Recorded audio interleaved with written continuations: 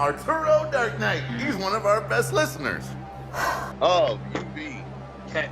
UV? Did you just say UV? Why is there a chicken in my parking lot?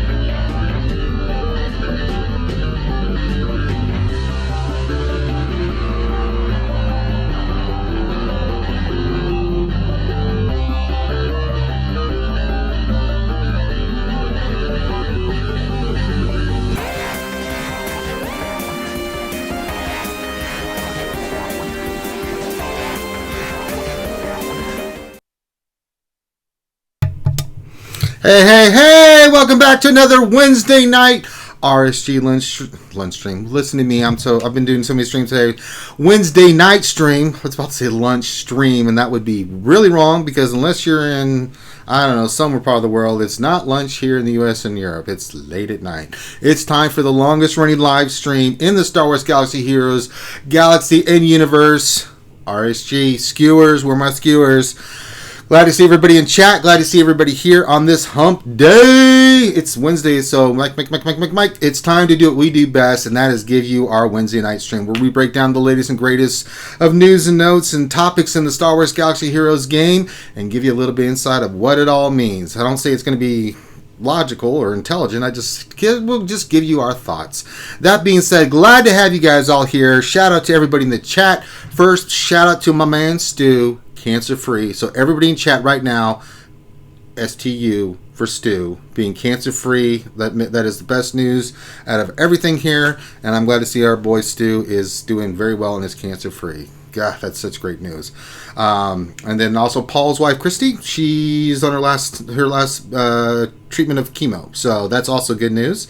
So F cancer, we're fighting the good fight, and that's the stuff we like to hear. So STU for Stu in the chat, make it happen, guys. We're glad to have you guys here. Always a pleasure to have all the skewers unite and come into our chat for our Wednesday night show. If you're new, welcome. We'll break down a little bit how everything works.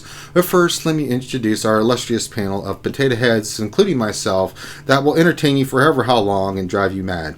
Let's see, we've got first I'm Ranger Day 1999. You already know that, but we've got from my right, working my way down from the top, we've got the big deal himself, the chicken chaser, the beardless one, the brown Gandalf, the government Wi-Fi stealer, the French tickler, the one and only big deal Grande Pappy Patron is here. What's up? Glad to be here, Ranger. Super awesome. Ready to get this thing going and talk about some cool stuff. That's right. Below him, of course, in the orange jumpsuit, because apparently he got arrested before he got on the show, is, of course, the troll extraordinaire, Dr. Fit Medicine Woman. It is not a jumpsuit. It's actually a really nice shirt. I went to temple, so this is my temple stuff, and then I just got back. I didn't have time, so. That's all right. It's a nice shirt. I am. I had to do it, so I'm sorry. I had to. By the way, I gotta say, just pointing this out here, I visited Chicago, saw Stu, came back. Stu is cancer free. Just saying. Hashtag I blame Finn. Coincidence? Ways. I don't know. It sounds like science to me. Just saying. I mean, yeah. We just got a $2 donation, and that's from JV420. He said, "Did Finn just break out of prison?" So, also joining us is the sexy Buddha himself, the lightsaber builder extraordinaire, the Magic the Gathering conqueror, the one and only sexy man alive, Sir Loki, the lightsaber builder. Thank you. That's it. I give you that great praise, and all you can say is just thank you. Well, what am I supposed to say? Be excited, man. It's Wednesday. Jesus, you're excited when you're with your Magic the Gathering friends. July 4th Eve, and people are off tomorrow. And, Hell yeah. It's going to be stupid fun, and you guys are running the big stream tomorrow. So. Yeah, I'm doing 8 hours. I'm insane. So, Not only am I doing that tomorrow, but I'm doing that next week for my birthday. So I'm hanging out with you guys, the Skewers, on the 4th of July and my birthday. So, bang, bang. There you go. I'm mentally damaged. I have a problem. I don't know what it is. All right, so let's break down. I'm sure Miss McVenom will be on her way if she is going to be on her way. I don't know if she's busy, what's going on. So she'll be here if she's going to be here. So I know, don't. Where's McVenom? I don't want to see it. We don't know yet. So she'll be here if she's going to be here. That being said, we also got one more in here. Wait, who do we got? We got Stoner Jedi in here. Stoner, what's going on, buddy? What's up, everybody? What's going on? Hey, where's my apprentice? I don't care about you. About to get him started on the bedtime routine. That's right. My apprentice needs his sleep. The dark side takes a lot of, when he's force choking you, that does take a lot of energy. So make sure he gets his 8 to 10 hours of shut-eye. And then he throws chicken nuggets at you for breakfast. So there we go. Yep. Since we don't have McVenom here, and she did so well last stream, can we get rid of Xylo and bring back Mrs. Xylo? Potential appearance. Potential reappearance. Ooh. I think we need Mrs. Xylo here. Just saying. Then she can yell at me in person about Pictionary. Okay. I mean, we all know you cheat, so that's fine. Also, I think Teals is in here. Teals, are you just hanging out? Just listening to the stream?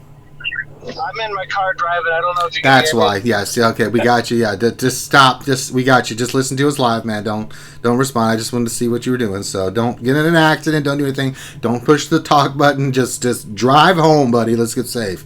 So Once you're home, 5-man roads, yes. RSG takes credit for everything. That's normal. Yeah.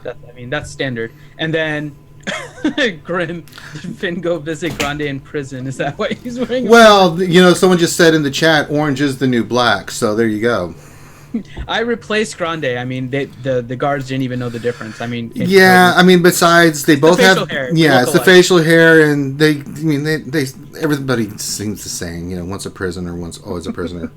And Grande gave Finn some good tips, so as soon as Finn walked in, they were like, "Oh, Mr. Finity." The tip that I got from Grande was don't drop the soap. Don't drop the soap. Good. Okay. Just use liquid soap instead. Liquid soap. Okay. That is what Grande told me. Okay. And all I can say is that a body that smells like palm olive doesn't necessarily work well either. No, that's not a very pleasant smell. Mm-hmm. Well, what if it was the nice scented palm olive, See, this is what Grande didn't tell me, so I still have a lot to learn. Oh, Grande, you got to give these tips to Finn before he goes into the big can. I know. Oh well. Oh well. Ronda's There was disaster just barely averted. Thanks, Grande. Finity's been picking up litter on the side of the highway for a month. Oh my God, that's fantastic. He's over there with a trailer and a porta potty and a sheriff. Well, I mean, pick up that can over there, boy. So, weirdly enough, on the way here, right, because I missed the prequel stream because I was on the way over here. We saw. And I passed a parking lot just full of porta potties. They were just filled with them. And I guess that's where they were produced. I think it was United Services or something like that. The Harry Potter Wizards United app thought that was a great place to go for a greenhouse. Literally on the map, there's a little greenhouse icon that you go to plant your seeds and stuff in the middle of the porta potties. I did not go. I mean, I've heard of fertilizer, but that's ridiculous. It was. Good Lord. It was awful. Oh, my God. All right, so let's break down how everything works here. So in the live chat, you're more than welcome to donate. If you do, you can see that stuff falls into the Vader Cup of Plenty. You can either do that with bits from Twitch, or you can do it here. Super chat set up for you guys to have fun. Thank Kyrell. Speaking of which, just donated $2. Says, Grande, you were right. Getting 20 plus stars was impossible. Oh, snap. You're being called out, Grande Patron. It's fine, it's Thane. I can't really argue with that either, so I mean... It's Thane. I mean, can't really argue both points are right, so I mean, but he is kind of calling you out, but then it's things. Okay, so there we go. But if you'd like to donate, you can through the super chat function, Twitch, the homepage of YouTube, Patreon, good. We're good with all that stuff. Make sure you give us a thumbs up on the video. 94 watching, give us a thumbs up. Stop what you're doing, give us a thumbs up on that video. It really does help with content. Miss Takedown just came into the chat and said, Finn's a cheater. You are right. He is a bloody damn cheater. It. Oh, yes, I can. I know you're hacks. You can't prove it. Yeah, straight hacks, man. You're You can't prove it. Just like the people that cheat in Grand Arena. At some point, you just can't prove it, and they win. eventually going to get caught and banned. Yeah, eventually. We'll see. Challenge accepted, oh Dr. Finn, cheater extraordinaire. All right. Also, if you have questions, go ahead and put those in chat. Make sure you put question in front of your statement. That helps us scoop up the questions. So help us help you, help us help you. If you want your question in there, make sure you put question in there. If you don't, then that's on you. That ain't on us. So if you have a question you'd like for us to look at, then put that in the chat. Let me see here. I think we're good on everything else. I think that's all the mechanisms I need to get through. Quit showing your stupid porgs. It's an awesome porg tumbler. I don't care if it was a tattoo. Get it out of the damn screen, man. People don't want to watch that. They're trying to eat and watch the damn stream. See your porg, your obsession with Fluffy. Based on the chat, if they see a porg, people get hungry. All right, you're not interesting anymore, Finn. Loki, how have you been, buddy? I'm good, man. I'm glad to see that you didn't go to prison. Great. Yeah, that's right. Somebody, during our Magic the Gathering stream, somebody gave me a pack of Desert Storm trading cards. Ooh. And it's a military asset, and it's the USS Ranger fighting ship. That's Hold right. on. Okay, now I have to go. Hold on. I have to go get mine now. I wonder if I have the same ones as you. Did you get some? I have a whole. Yeah. Hold on. I got Gorbachev. Yeah, I don't care about that. Let's go back to the Rangers. I have to go see if I can find mine. Hold on. Let's get the Ranger one back up there because that's pretty pimp. I have a ship named after me. What do you got? You do. It's a military asset. It's a fighting ship. Yep. It looks like a destroyer. I can't tell from here. Maybe a battleship. We sunk a bunch of stuff. So it's the real deal. The USS Ranger J 1999 should be the actual title, but we had to cut. Dirk Infinity, do they let you have conjugal visits with porgs? No. Oh, they're saying I'm like super quiet. Let me go get my headset. Real quick. Yeah, get your headset. So, there we go. So, that being said, let's knock this out. I don't know if we have a Twitter question. I'll wait till Finn gets back for that. But it's now time for shout-outs. This is always a fun time. I'm going to take it easy on Grandi this week. We do have one. Okay, so I'm going to do the shout-out word. Did you have a shout-out word, or am I going to just pull one right out my butt? No, we have a shout-out word. Okay, what's the shout-out word of the day, Dr. Finn? The shout-out word. Okay, so again, if you guys want your name shouted out here, make sure that you type the shout-out word of the day into the YouTube chat, or we are live on Facebook. So if you are on the Facebook, make sure you're typing it in the Facebook chat too. I am monitoring that, so make sure that you type it there too. So, shout out. What's Facebook? What? Hold on, I should turn on my camera again. Yeah. So, Facebook is he's this got thing. his camera on. He's just walking around his room. Yeah, he's chilling, man. That's what the sexy Buddha does. I found them. See? Oh, very nice. He's still walking around. But do you have the USS Ranger? So I was checking right now. So I have. Okay, hold on. Let me do the shout out word of the day so people can type it while we're talking about nonsense. All right. You should. The shout out word of the day is defeated. Ooh. DEFEATED. Defeated. A word that I've probably seen way too much of with GEO TB, and we'll talk about that here in a second. But the word of the day is defeated. DEFEATED. And before you guys begin, not DEFEETED. Yeah, that's not going to register, and McVenum's not here. And she's not here, so don't even bother. She's not going to see it. So not like that, like this. No, not like that, Grande. Really? Oh, okay. If you're following Grande's example, you fail in life. Yeah, that's not. Okay, so I have the USS Hermitage, USS Long Beach, USS Charles F. Adams. Just look for the one to see if you have the Ranger. Bruton. See, Wisconsin, Arkansas, Kitty Hawk. Nathaniel Morgan typed it the wrong way. Of course he did. Then he won't get his name shouted out. Loose, Blue Ridge, Oliver Perry, and Halsey. Nope, no Ranger. Looks like Loki's got something you don't. Once again, Dr. Finn. Mm-hmm. I will autograph that for Loki one day. Oh yeah, and the USS New Jersey. New Jersey. New Jersey. The USS New Jersey. New Jersey. New Jersey. Yeah, who's that going? It's not me. It's not me. Is it me? Is it me? It can't be. I know now. I'm echoing myself. It's gotta be. Is echoing. I bet it's. It's either Zyla or Tills. Or Teals. Mute 'em both. Mute 'em both. I'm muted. Yeah, I think it's Loki. Yeah, it was Loki. It was Loki. Definitely me. Yeah, it was Loki. Oh my god, that was weird. That was weird. Super weird. That was weird. Okie dokie in the pokey. All right, let's get on to Yikes. the Twitter question of the day. Dr. Finn, explain how that works for our fans out there, or the skewers out there watching us right now.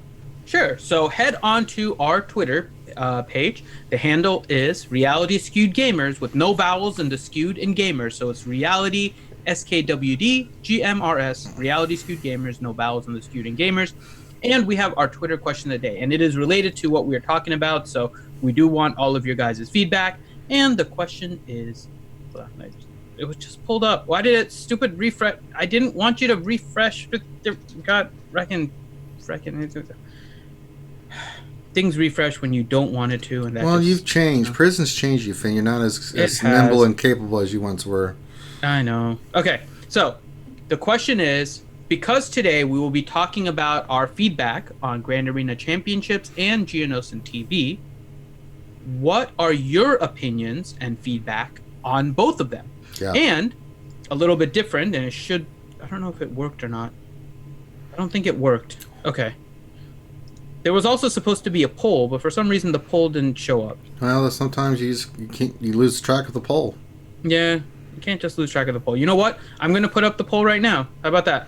I'm going to put up the poll, and that way you guys can vote on whether or not you liked Grand Arena Championships, whether or not you liked just Geo TB, whether you like both, or whether you like neither of them. You see this put that up. thing I wrote goes, Loki was causing an echo. Well, that's the most he's contributed to the stream in over a year. And then so Loki, quality, not quantity. Firing back. That's right. That is right. Mm-hmm. Is my volume okay now? Yeah, sounds good. Okay. Moss said she saw the poll earlier. Just throwing it out there. I guess it could be there. Yeah, it was on there earlier. I'm not seeing it now. Yeah, I don't know what the hell's going on. I'm going to check again. Maybe it just wasn't showing up properly. I'm going to check again. We'll see. We'll see if it is showing up or not. Yeah, Jeff Nicholson said Finn's orange shirt is stimulating my appetite. Considering everyone is calling it a jumpsuit, it's very confusing. I don't know what to do with that, so I'm just going to... I don't either.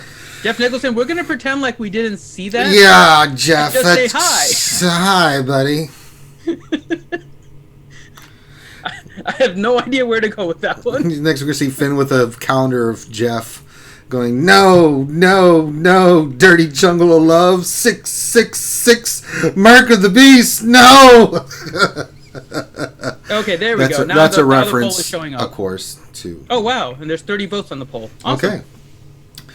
Bimacha says it's stimulating my never mind.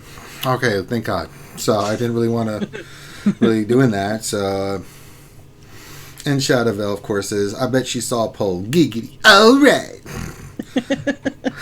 Justin P. I love Grande. LUV. Love. Oh, so funny. Danny Crane says prison makes you hungry. It does. Finn, is that what's going on? You didn't get enough calories while you were in the clank? No. Okay. They serve good meals. Definitely serve good meals. Yes, JV420 was half-baked. I lost my train of thought there. Mm-hmm. Mascanado, that's why people paint their kitchen orange. Jesus. See, science. I'm making. I guess this is going way off the rails, man. Making people hungry. Jesus Christ! I don't know what the hell's going on with the skewers tonight, man. They lost their damn mind, man. Start talking prison talk, they all come out of the woodworks, you know, like, yeah, I did some time loops. They got me a tattoo and everything right there. All right, now I need to find a prison jumpsuit to put on my wish I list. mean, put it on there. Yeah. Get some of those fake tattoos. Like, you can get some of those on your eyes and stuff. Oh yeah, I can get one of those like tattoo sleeve. Yeah, things. yeah. Kane77 just donated $2. Thank you, sir, for the donation. Glad to have you contributing, my friend. Thank you. Darth Mike just did 99 cents. Thank you, Darth Mike. Mikey!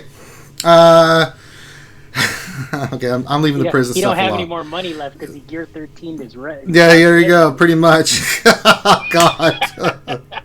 All right, let's get into the shout-outs, and I'm going to give Grande a break because, you know, I'm going to give him some Guild time. leader mode right now. I am so like I need to stop multitasking. Is what I need to stop doing.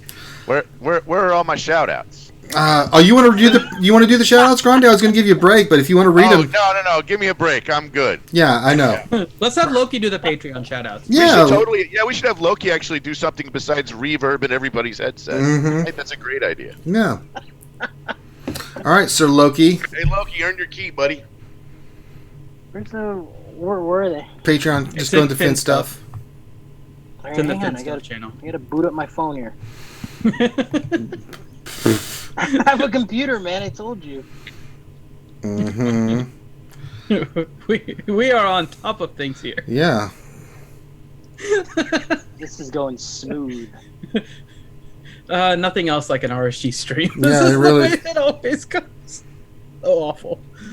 In the meantime, that does buy me more time to get the word of the day. Get your defeated Wait, up there. Wait, where is it? Go It's to in Fin Fin stuff. Just scroll up a little bit from the bottom, and you'll see it. There's like a whole list just It above. says Patreon shoutouts. Just below our gold patron image. So if you find that, then scroll down a little bit, you'll see it. You want me to post it HTML again file? for you, Loki? No, it's above that. You want me to, here, I'll just post it I again. can read it if you want me to. Loki, I'm putting it, it's in Fin stuff now at the bottom. I just posted a full list. Okay. You good? Wait. Oh, wait. Okay, there it is. This is awesome. Today, Junior. It is a good No, thing. I'm looking. Look at this. Okay, everybody's got phones that are scrolling and texting and texting and scrolling. We all have phones like that. Just read the goddamn names. This is entertainment, man. Holy crap! Who are these people, man? There are patrons, Loki. I'm just kidding, man. Who are All these right, so people? Just kidding. I don't know who any of these people are. Damn, we have a lot of Patreons, man. Thank you. I never look at this list. This is like the first time I ever looked at this list. Do you 'Cause I'm watch using my the truck stream, right Loki? now. Do any of these names Yeah, but register I'm at not- all? It's only 520. In his my defense, I get.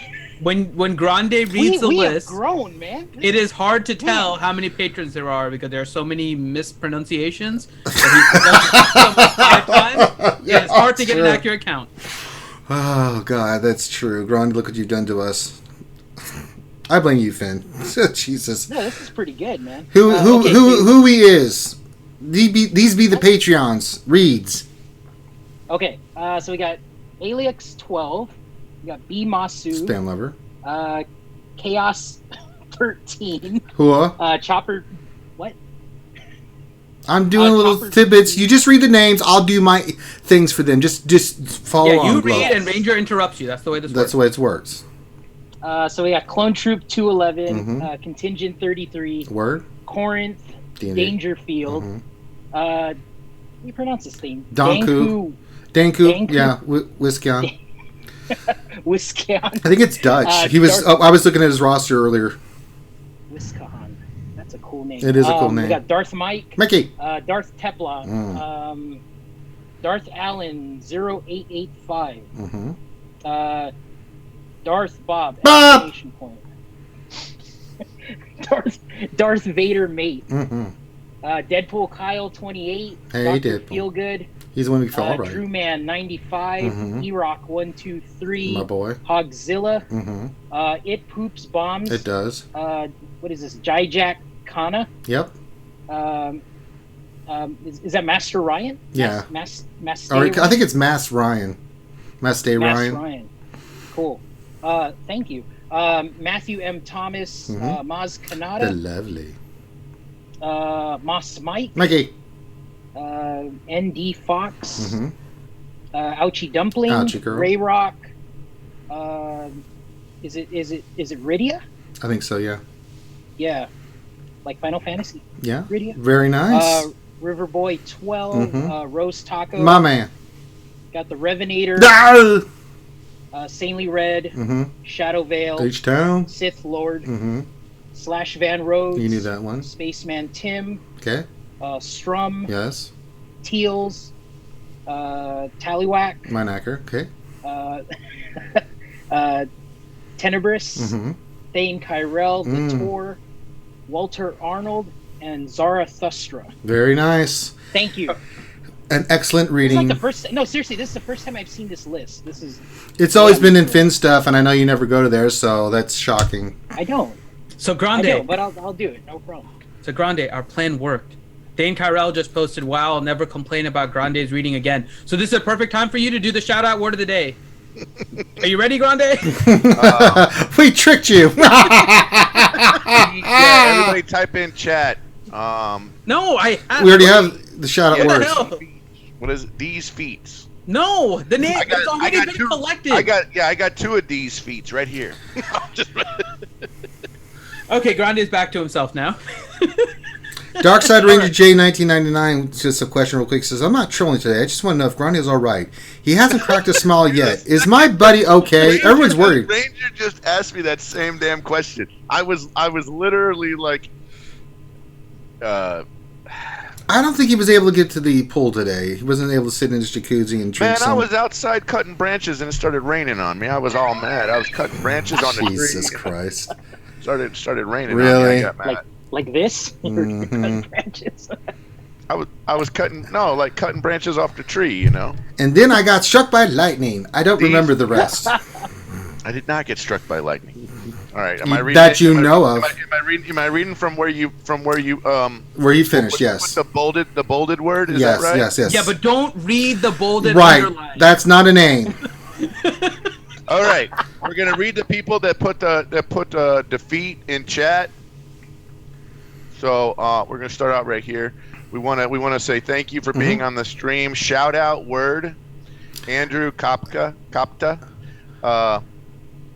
App Ringo, Atomic Fish, B5, B Matsu, Co Violetta Martin, No. Vlita Martin. Man, Why do you keep totally- adding a T to that, man? There's no I have T. no idea why I added a T to that. It's a new name, I think. I Yeah, it's haven't seen that Coviella. Coviella Martin. Martin. Yeah, I'm Coviella. so sorry I mispronounced your That's, name. yeah, and added a T. Eventually, hey, They should feel honored. Grande just doesn't mess up. He goes for the gusto, right? eventually, I will get your name right. I promise. But $2 from $2 from Bimatsu says for the Ritland Fund for Grande. Kurt Mann. Yes. Darkside Ranger J 1999. Word. Danny Crane, Devil's Treasure, Dr. Feel Good, Mhm. DSP, MC brother. Durgan, Fatality V2, Foreigner, SWGOH, Gav P, Jeff Nicholson, Grande Patron, whoever that guy is. Who's that Jack- Grande? some- Grande Patrone. He's some idiot savant that we I'm let hang telling around. you, he's some Grim, Helenex, Hermit, Fulgrim, Mhm. Jedi Training Bogus, John Moran, JVU 420, Kane 77, King Felix, Molly, Maz Kanata, Miss Ooh, Farquhar, Miss Farquhar. Mos Def Isley, Moss Mike, Nathaniel Morgan, Indy Fox, Old Jazz, Ouchie Dumpling, Fat Tony 99. Hey! Raza 972. Rescue Me. Roni XI. Rose Taco. Shadow Vow. Skywalker Vader. Slash Van Rhodes. Smoke 311. Stamma O's Buff. Stonewall Exile. Suicide Squad. Sword of the Jedi. The Dagger. The Honkler. The Tor. Tilo Mad 92. Torin Jax. Waffle Dolphin. Warghoul 128. And Dad Jordan. Who are you and what have you done with Grande? How do you go from 1 week doing like this Never and go the next full potato Grande? What does that even mean? yeah, full potato head. Oh, okay. How do you do this, Grande? 1 week you just butcher everything, and then the next week you read like you're a thespian reading a Shakespearean play. You know, I think That's a lot confusing. of it has to do. I think you guys really don't realize how much I'm multitasking sometimes. Sips drink. That's your multitask, sipping a drink. Yeah, while I'm you're- trying to figure this one out. If I told you how much I was doing, man. He's kind of a big deal, so. If I told you, look, there are a few people that understand the amount of multitasking I do, because they're like, Grande, aren't you on a stream right now? And then they're like, how are you doing this and that at the same time? And I'm like, you know, when you're a big deal, you're a big deal. When you're a big deal, you have to show up Loki when he reads something. That's right. Loki, the gauntlet has been thrown, Loki. I may have. The reading challenge featuring Loki and Grande. Who will read better? I give up. I've flung cooks Loki off. has given up. Grande wins, even though he got all the names wrong. Tune in next week. We'll see if they'll try to read again. Dun dun dun. Does Grande even still play this game? Yeah, do you? I keep getting asked that. I just want to make sure, Grande. We're concerned. It's so funny, dude. People in my guild. I know it may be personal. Oh, they've been hazing Remon about that, dude. Like, hey, do you know if Grande's still playing the game, Remon? We got that on the stream the other night. I was like, oh my god, dude. Yeah, they got that on the thing, and then I started trolling him, dude. I told him, I literally PM'd him, and I was like, dude, will you just give me your login codes and I'll fix your mods? like it's almost so embarrassing that you probably could do better if you Did the if you basic put 'em- auto set? like if he just Yeah, auto 3 dot, literally- 4 dot mods everywhere, man. He I would go actually bananas better every time I to see go the from screenshots. advanced to go to basic and just auto put all of the mods on. No, boy. I mean, I think the entire reason the yodel for us. Rooster No. wants me to yodel. No. 'Cause I have yodeled on this stream before, No. but I won't do it right now. I mean, I think the basic mode was meant for people like Remon. Really, it was like that. They spent time making that mode. I think Remon needs to play test the basic mode of assigning mods. That's a good point, Grande. What are you two dumbasses doing down below? Quit showing off your ships. They're long and hard and full of semen. Look at mine. This is the Canadian government system. It must have. Been Oh, well, in that case, All get of the this hell work- out of here. Are we? I'm going to scroll back up here to our agenda for a minute. Yeah, well, we only have a few items, but we're going to really get into tonight. We're going to get into Grand Arena and Geo TBs. Yeah, so we're going to do that. But let's get into. Reddit's been alive, so we I got a don't lot. read unless I really need some entertainment in my life. That just makes me feel like a bad human being. I don't go to Reddit. So. Well, I'm going to tell you, there's a couple of points we probably need to bring up at the end. But we'll All do it. right, leave the garbage pail kids out of here. All right, I don't need to see Dude, it's that. R2D2. I don't care if it's Snuffleupagus or a Triceratops. I don't want to see it. Is this our agenda thumbnail, Patreon shout out, Patreon marquee? What does it say No, above? that is- Where's our agenda? We got it, Grande. Just we got it. Just Just I'm below. trying to breathe. keep you- I'm trying to It's just- keep you on track, man. We're on track, man. All right, it's okay. I just have to deal with Beavis and Butthead down there, like acting like a bunch of. Oh, here's the agenda. We got 2 posts. Actually, We wanna go to 3. this post- we want to go. Yeah, well, you want to go to this post about the known issues and Yeah, so they first listed a post for Grand Arena Championship known issues, right? So this is from CG Chrome, and it basically outlines the known issues. The first with the tiebreakers, some were getting we're missing the feat for Bronzium, and then some were getting credited for twice for winning Grand Arena. That was kind of a big deal. And then the next one was the server update that came out today and said changes, fixed all those issues that dealt with all that stuff you just heard about. So there you go. And there's still a known issue. Lifetime championship score is displayed as off by 1 on some game screens. Okay, so there's something else there. And then we had another post that Finn linked at the end. It said update on Grand Arena Championships. This one we want to kind of read. So this was from today, right? From our wonderful friend, the Salacious CG, Salacious B Chrome. I use Salacious twice because he's got the Wolverine mutton chop, and I dig that about Chrome. He says, I wanted to call special attention to that in this morning's server release. We believe we fixed the issue that was allowing a relatively small but highly visible number of players from earning extra score from winning rounds in Grand Arena and having prevented further cases in the future. While you may notice that we fixed some players' scores behind the scenes and are continuing to make adjustments on the arena status page, the global leaderboards won't update until players score in the next Grand Arena. While this isn't optimal for a cosmetic or informed perspective, it was important that we prioritize fixing the underlying issue first. I especially want to reaffirm that we are monitoring all aspects of player experience during the exhibition season. Integrity is the highest priority to us, especially matchmaking, cheat prevention, and scoring. I like that. And we will continue to make adjustments and fix issues as needed to provide a fair and fun experience before moving out of exhibition and into prime time, baby. Please also... Did you see what they were talking about here? Did you understand? What do you mean? Did anybody see this in game? You moved your mic away from your mouth again, Grande. Did anybody see this in game? No, I did not see it actually happen in game. Aperinga just donated $39 in pesos. He says, here's some Mexican pesos for the best and funniest. I think it happened in Division 2. And how you could tell is because if you kind of scroll through the divisions, you can kind of see, like, why would players in Division 2, right, have more stuff, have more points than players in any of the other divisions?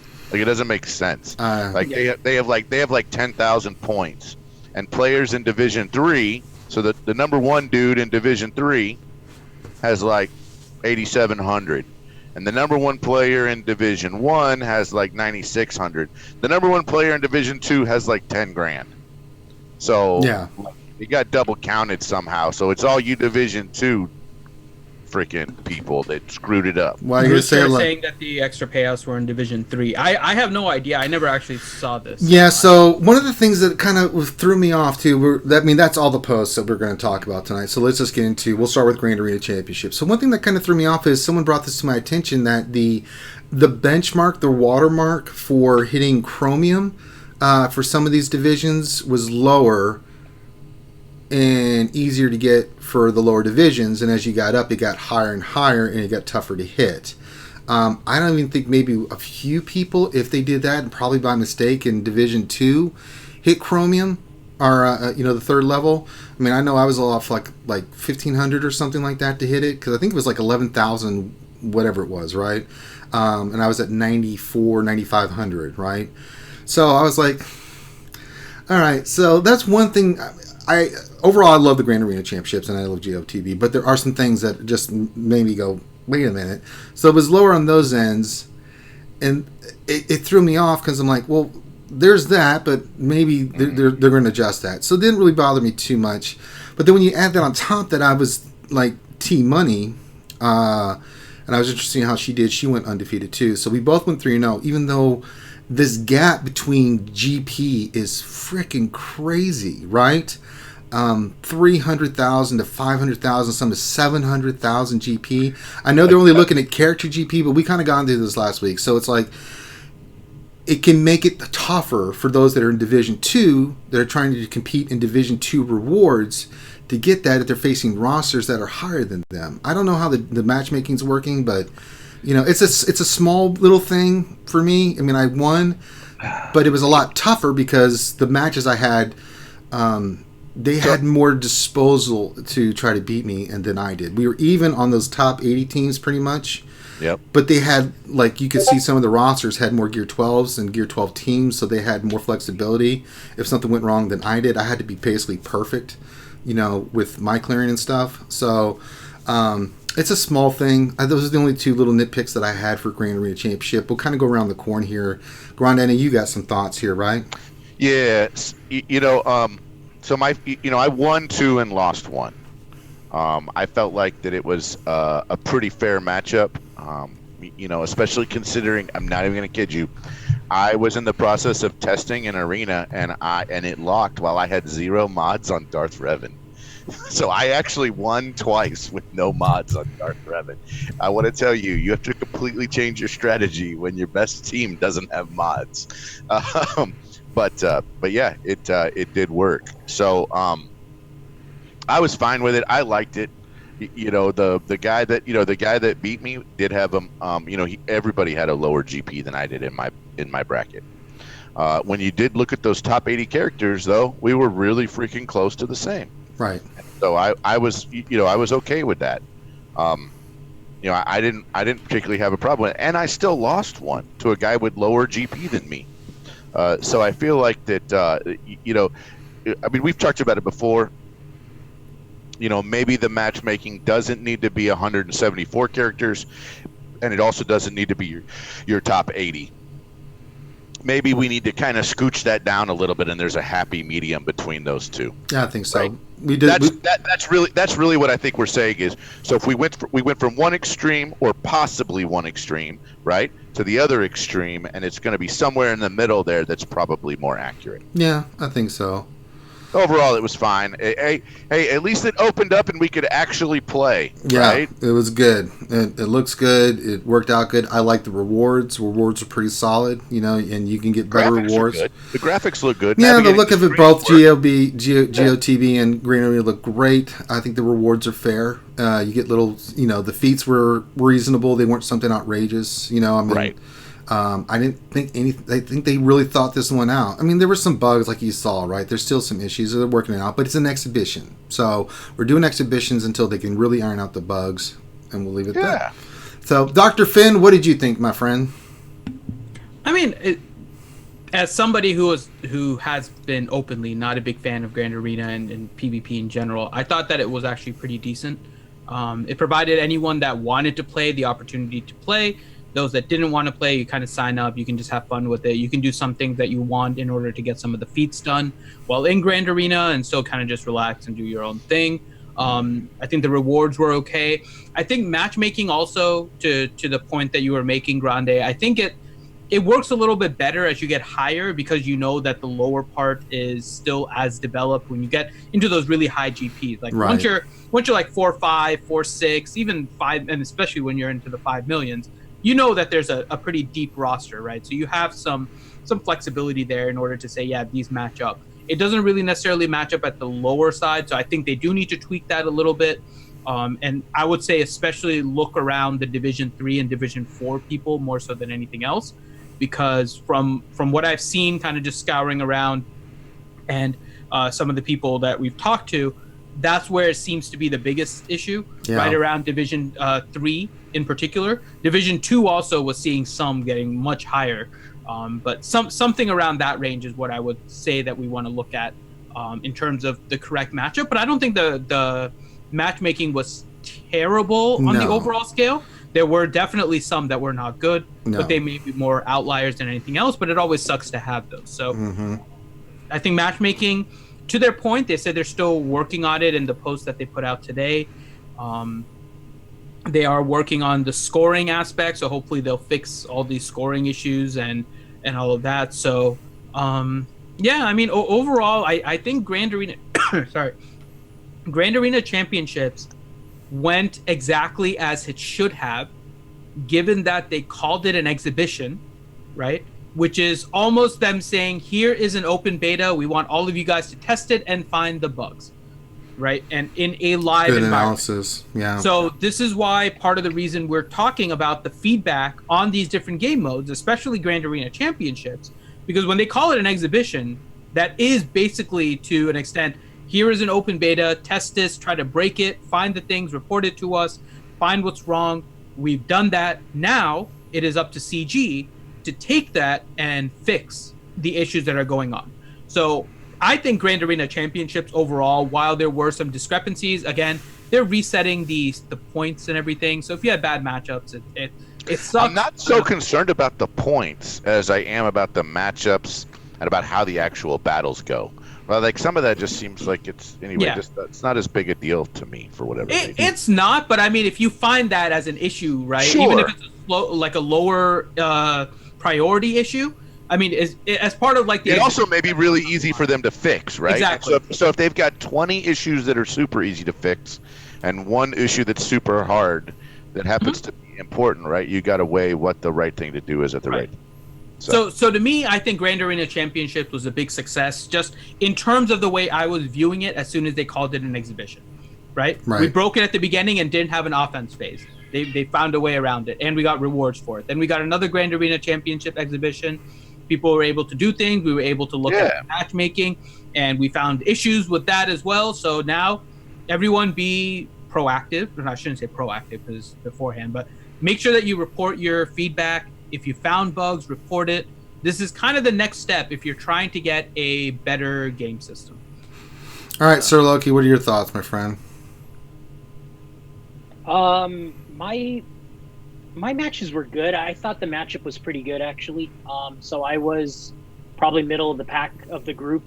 So for me, the Galactic Power and all that was matched up pretty well. The guys had similar mods to what I had, and then the top teams and all that. So I liked it. I think going forward, they're probably going to go all in on this game mode, obviously. And I'm going to assume that we're never going to see regular Grand Arena anymore. Right. Everything's going to be a championship. So I'm looking forward to it. I want to see how they incorporate ships. I hope that they don't go back to a 3v3 setup. I hope it's all 5v5.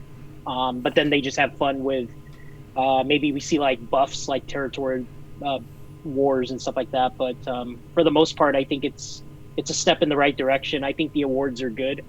And we'll see how it goes. I want to see how it's going to be when they put more zones and more teams on defense and stuff like that. All right, Stoner, what do you think, buddy?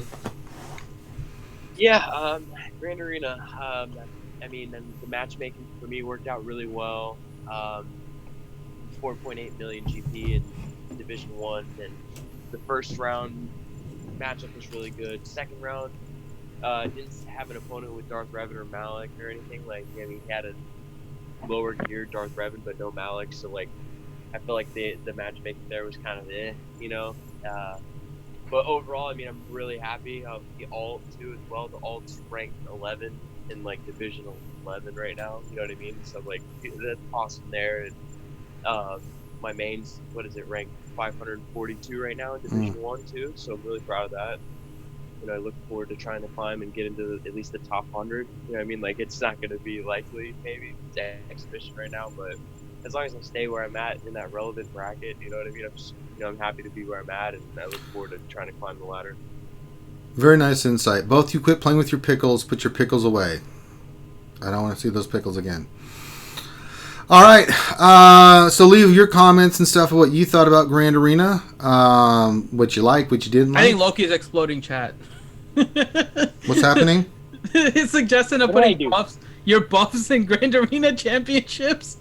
That is not going over. Man. You know, they've been. I hope they don't.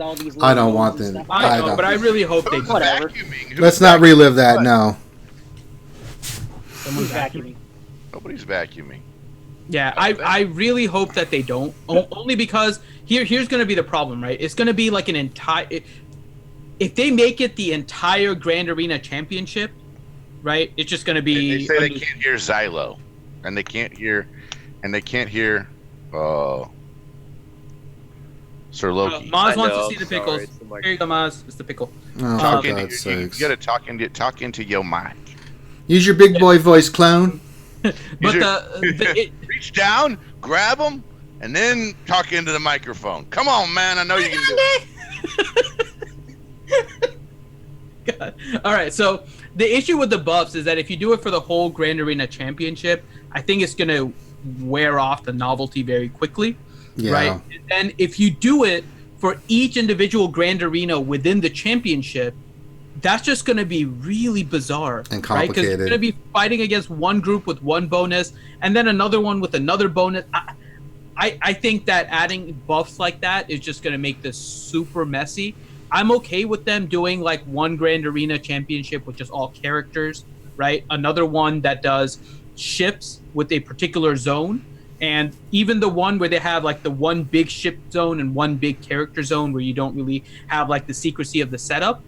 Those three I'm okay with. I don't want to see 3v3, and I don't think logistically buffs would work out well with this one. But all right, forget that crap. Ray Rock just donated $20.19, and he said, "Here's to the big deal, aka Big Dill, aka Grande and Formas." And then there's the pickle explosion. Here it comes. We got pickles coming from the sky. Here they come. The pickle explosion's happening. Stuff is going to get launched, hopefully.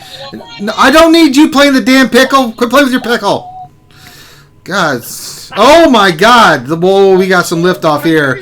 Oh, my God. One of those porgs still hasn't come back down. Oh, there it is. Jesus, that one got launched into outer space. He's the man. Thank you for the $20 donation, Ray Rock. He's a man. Shit. He's a pickle. He PP standing up. It's confirmed. All right. Anything else you want to talk about Grand Arena Championships? Yes. No, I think they we did covered. well. Yeah. I think they did well on that too. The one thing I wish I could have seen would have been. I wish they would have. I'll mute every goddamn one of you. I swear by the Holy Mother, I will do it, man. I have to listen to that all the time. I don't mind when it's a totally donation. accidentally pressed that. You did not. You're a lying sack of I was getting crap. a little bit over there, and Don't the put button is very loose, so I just pressed. I like barely tapped it.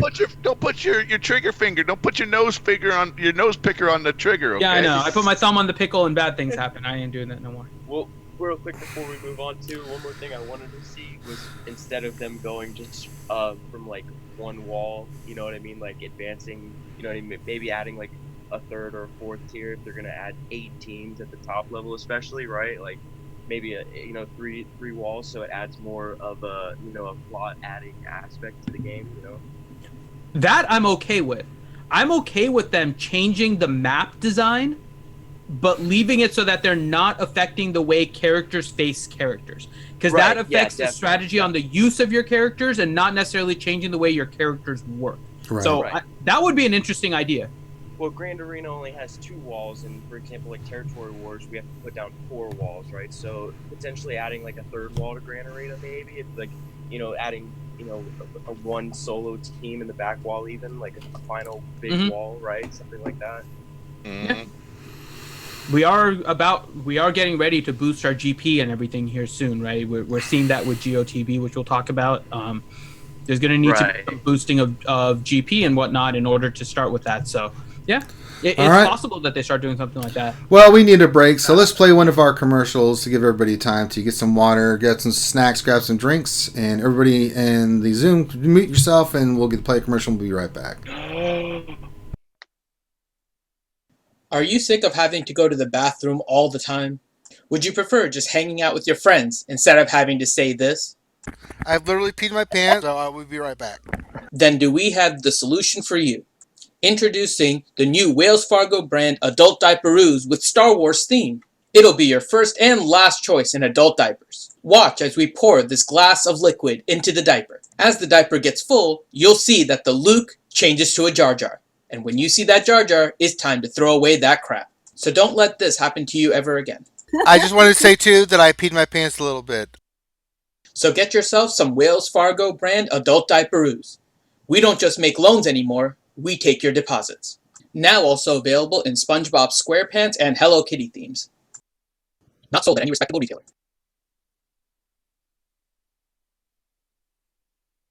All right, we're back. All right. All right, so we'll move into we will move into the Geonosis Territory Battles. Here we go. You want to do the meta report first and get that out of the way? Oh, okay. We can do the meta report. Hey, we have a new thing. Hi, everybody. Harry Kane here for the meta report, brought to you by Who Gives a Crap. It's the same old thing every day. No, it's not. Darth Revan. Shut up, Grodney. No one wants to hear your filth. You're interrupting my introduction. Hey, today's Ross Meta Report is brought to you by Grodney Shut the Hell Up Patron. It's a new tequila where Grodney shuts the hell up when you drink each shot. It's fantastic. All right, Grodney, go ahead. What are your thoughts? We have a new thing we should probably look at. Oh, what is it? If you go in here, we actually have one now that's called G13 player data. And it gives you counts on what people have actually G13'd. Well, that is not the meta report, but okay. Well, but I think it's more important than the meta report. It's a new piece of data that we have to look at. Who's playing the music? Not me. Whoever that is, mute yourself. Seriously.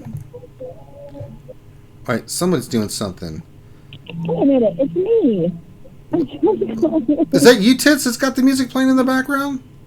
I'm trying to find good internet just so I can say hi to you guys, but the only good internet is near the pavilion, and they're playing like shag music. Oh no! Hi, McVenom. Hi, McVenom. Hi guys. Oh, we got all I kinds. just wanted to call in and say hi. Sorry I'm missing it, but That's all right. We know you're a busy Actually- mom and stuff. yeah, having a good time out at the lake. But Hey, that's all that matters. I'll be watching. Oh, all right. You go back to watching and listening to good music and getting drunk as a skunk. And what the hell's Loki doing? All right, we get it. Darth Malgus, stop it. Loki's showing you his new toy. All right, bye. Okay. All right, so Who was the other one that was in there? Was that Warrior? No, that was McVenom. That was McVenom calling in. That's why it's on a weird. It says a weird name up there. No, there's But a it 910 number. I thought that was Warrior. No. All right. So, but if you Okay. go here and look at it, again, it is mostly Revan, Bastila, and Malik, followed up by Grievous, HK-47. Then we've got Jedi Knight Revan and Grandmaster Yoda and Anakin, kind of rounding it out on what people are G13ing first off. So anyway, I thought it was interesting, and it was more interesting than the meta report because Good call. like what Harry Carey said, the meta report. There is something interesting on the meta report, actually, though. Well, first, Bimatsu donated $2. He said, "Is Miss McVenom calling from my aquarium?" No, she is not. No, she is not. All right, what's that, Finn? So there is one thing that I found interesting. Okay. It is that the number 4 lead in rank 1 is HK-47. Yeah. So that is something I think we're going to be watching here. That is the Grievous counter to Darth Revan. People have seen the damage that an AoE from Grievous can do once you hit gear 13. You get his health and everything up. So you might start seeing this team on the rise here, because Padme rise, but she only got up to about 2%, and that was it, right? HK may be one that we're going to see more of with the Grievous team. So that one, keep an eye out. That was the only real interesting thing from the meta report. Fleet report, it's going to be the same until we get Negotiator, and then we'll see what happens there. So, which, by the way, we'll start seeing our first Negotiators in like 3.5 months, something like that. It's going to be a long time. It's a long time coming. Yeah, it sure is. So. All right, we know what fleet is, so nothing to see there. So there you go, the meta report. All right, you want to talk about GOTB Let's now? get into some GOTB. So we'll start with Finn this time. GOTB, Finn, how bad did it hurt you? So it was difficult. Oh yes, but I enjoyed it. I did too. It was a challenge, so I like that aspect. It wasn't a challenge based on them giving them full turn meter, right? So it was actual difficult content. From the gameplay, you can see how you can easily get to the point where you can farm it, and that's because of the level gap. right? Because you're barely hitting debuffs and all these other kind of things because your characters are 85. You're facing like 90 to 94s. So that's throwing off the potency tenacity equation and you're not landing debuffs. So eventually, when we get a level increase, we can see how GEO TB is going to end up being a little bit easier once we start getting that. And by that time, we'll have more Gear 13s and all of that kind of fun They stuff. have so many different buttons they can push to make our characters stronger, right? I mean, they don't even have to do a level cap. They could do a mod increase and all of this would change everything. So there are multiple levers. Yeah, and I mean, overall, I was really happy with this. Now, there are a few little things, right? So one thing I'll mention is it was nice that GEO TB on the dark side was 4 waves, right? But as it stands right now, the difficulty of those 4 waves combined take more time than the 6 waves in the light side Hoth TB battles. Well, yeah, but that's what I'm saying. It's not a big deal. I'm just mentioning that it does require a lot of time. And weirdly enough, I liked the 36-hour time period versus the 24. Because for guilds that have to cautiously set up their deployment and you have a guild with multiple different time zones, it was so much nicer to give the guild more time to complete their missions. Good point. Especially when you're not, unlike Hoth TB, where basically you were getting maximum waves or maybe one short of maximum almost all the time. We saw a clear decline as we went through the phases. Like phase 1, we were getting 3s and 4s, right? Phase 2, we were basically getting 3s. Phase 2, we were getting 2s. And phase 1, we were getting 1s or 0s. I mean, and it's really hard to calculate deployment in those situations unless you know exactly kind of where you are with that. So I actually liked the 36-hour time frame. So I kind of hope that they keep it. So that was one thing that I really did like about all of this. One thing that I did talk to somebody from the community about, and I'm not going to mention the name because I don't know if he wants the name mentioned or not, but it was so it's for those in kind of the middle GP range that do well in Sith Raid. They found that the lack of Mark 1 guild event tokens actually hurt them despite what they're getting from Mark 2. Yeah. They thought that Mark 1 was more valuable because that gets them more of the pieces that they need, and they might have enough of what they need with the Mark 12. So the other suggestion that I would make with GEO TB is in the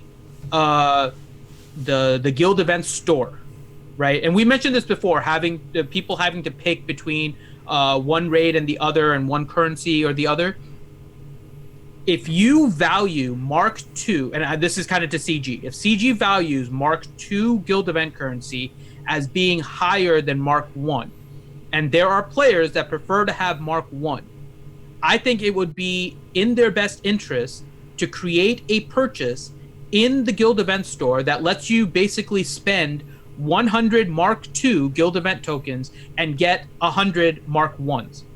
That way, the players that want the Mark I guild event tokens have a way to basically convert their Mark II to their Mark Is into 1-to-1. You don't have to give any bonus ratio or anything like that, just straight 1-to-1, and let them use the Mark Is the way they want.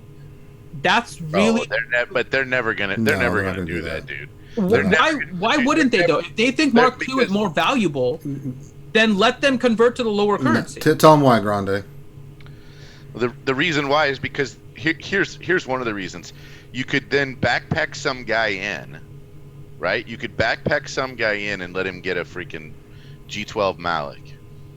So he can't get you can't even get to Malik unless you unlocked him. I'm just saying that there's a lot of reasons why they're not going to let us transfer that currency from one to another, even if we're going from the higher currency to the lower currency. There's no way, man. Well, Malik won't happen because you have to have Malik unlocked. So whoever that person is, they already have it unlocked to even get it. You could do the same thing. I mean, this. But I don't see what. So at this point, right? What in the Mark I guild event store is something that we would say, yeah, we don't want to backpack them into. Here's the other thing too. They can have Hermit Yoda. They can have Wampa. If someone could easily we already have problems with guys accidentally crafting a piece of G12 finisher on the wrong character and then having it disappear. We have these issues. If we have people, we're going to have someone who accidentally takes their Get 2 and transfers it into Get 1. No way, dude. It's a purchase. It's a purchase like anything else. I'm just telling you. Their philosophy is this, Finn. You have to make a choice as a guild. I've been asked this question a lot. Which one do we value? And I've been telling people it comes down to where you're at, where the rewards are for you, and which is most beneficial. You get less Get 1 for doing the TB, depending on how you do, right? Now you get some gear 12 finishers and some other things. So there's a cost benefit for where your guild's at. Now if you don't have a lot of mileage in your guild, say you're like around 160, 170, you're probably wanting to do Dark Side TB because it takes 68,400 to get mileage. Now if you go Dark Side and you say you get 18 to 21 stars, that's still pretty decent rewards, right? It's not as much get as you would get from a Dark Side, including the special missions and stuff. However, you're getting that new currency of 4,000 to 5,000 that you can use for other things. So there's a benefit, and you have to make a decision as a guild. One, how well are you doing GOTB? Are you even sniffing enough stars to make doing a cost analysis, saying, all right, this is where we're at the guild. We need this currency first, more than we need the new currency because we're only at this level, right? But it's something I think each guild's going to have to make an assessment on based off what the rosters of their players are, where they're at, how well they can do in the new GOTB. Because some people that don't have Malik, it's going to make that farm a hell of a lot longer.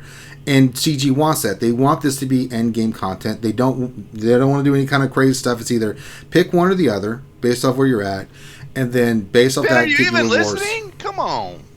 Who? I'm listening. Finity is like making little faces down there. No, he always does that when I talk. It's just nothing. And now he's muted. I'm not making faces. He's like pushing things around on his. Come on, man. I'm not doing anything. No, he's not. Get out of here, Grande. I'm listening, and we've made, and I agree with you, right? That we've said it before on the streams. I think both of us have, that you have to work with your guild in order to figure out what the best rewards are for your guild, and kind of go with that. So I understand that point. The thing that I would say on the other side is that this is going against something that, and I know Loki's not there right now. He's wandering around, but this is something Loki has said before. And Loki's back right on time.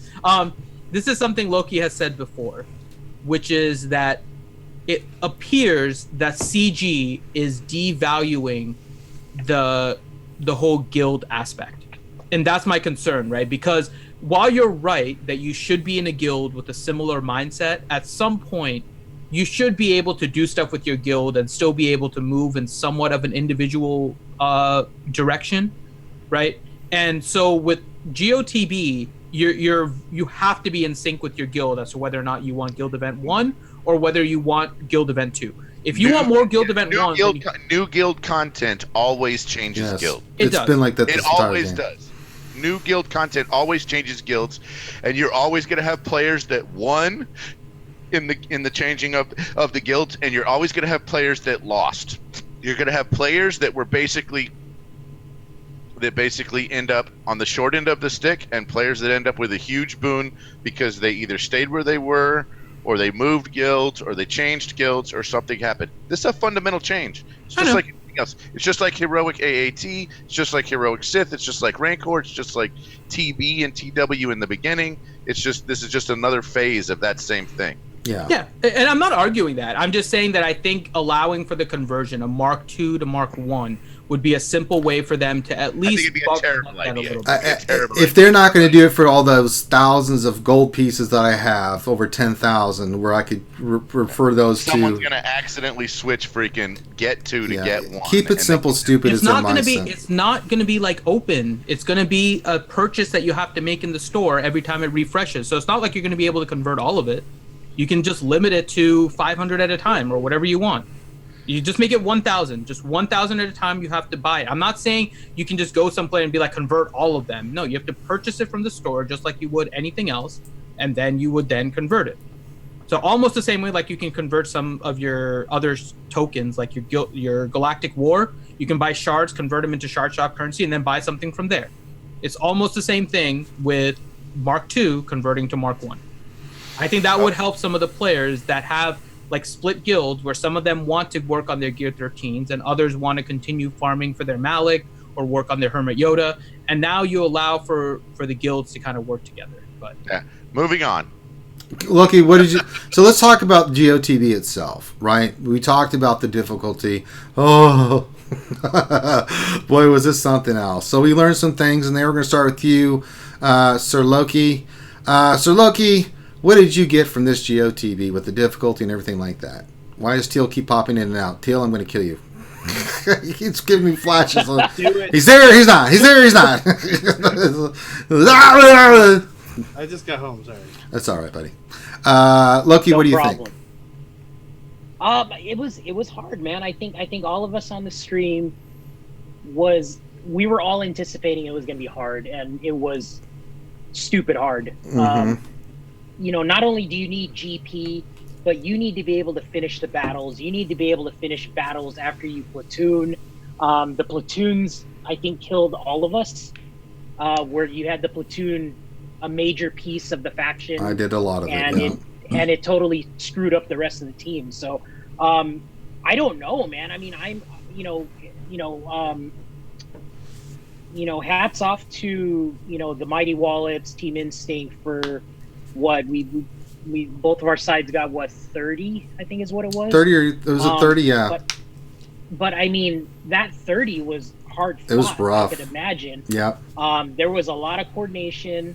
I think they have to keep it 36 hours because the amount of Extra coordination battles that's needed for this thing right now is just, it's stupid. It's the biggest, it's a big time sink. It's fun, don't get me wrong, but it's just, I mean, it's brutal on guild management. And there's just some, I think phase 4 was just, you get in there and you're lucky to clear one phase out of any of the battles. Yeah. It seemed like phase 2 ships was harder than all the other phases. I don't know why. But it was. You had to make with 2 Tarkin, fleets yeah. time, right? With You had to make Tarkin. 4 fleets at that time. Yeah, Like, yeah. force all your geos in the starting lineup too. Yeah. That was the most annoying thing. Yeah, that was pretty bad. But I mean, you can tell it's definitely end game content. They want this thing to last at least 2 years. It's going to be a while until anybody can hit auto and beat everything. Yeah. And they randomized it pretty well with the PVE tunes and all that. I mean, They did a some guys great got job with easy that. battles and yeah, it's overall it's good. It's exactly what I think we all thought it would be. Do we have enough at our disposal to get it done? I don't know, man, because even if you got a Gear 13 team, I don't even know if that's enough. There's hopefully some stuff coming down the pipeline, but I'd be shocked if anybody got 33 stars the next go round. Oh no, it ain't happening. It's too. I don't even think now it's without happening. Watt, and even then you got to gear them up, and then you need Gear 13 for phase 4. You need Gear 13 at a minimum because they're not nice. At a minimum, and you need good mods. I mean, so here's one of my gripes this morning in the chat room was I was saying, I mean, I had like 20 mil credit going in, and I mean, everybody was remodding. I mean, we were trying to, make our best teams that we can. And dude, I ran out of credits. I mean, I probably burned about. You ran 10 out of million credits? Yeah. How the heck do you run out of Considering, credit? I mean, I'm just saying, like, I mean, you can't go in there with your D level, E level mods, man. It's not going to happen. No. It's just, but yeah, I mean, I was running out of credits. Like I wanted to put my good mods on Dooku, and I want, and you want to put those same good mods on other, on your other teammates, or on your other tunes, and then you want to put your 6E mods on your pilots, so at least they're pretty decent going in. I know, right?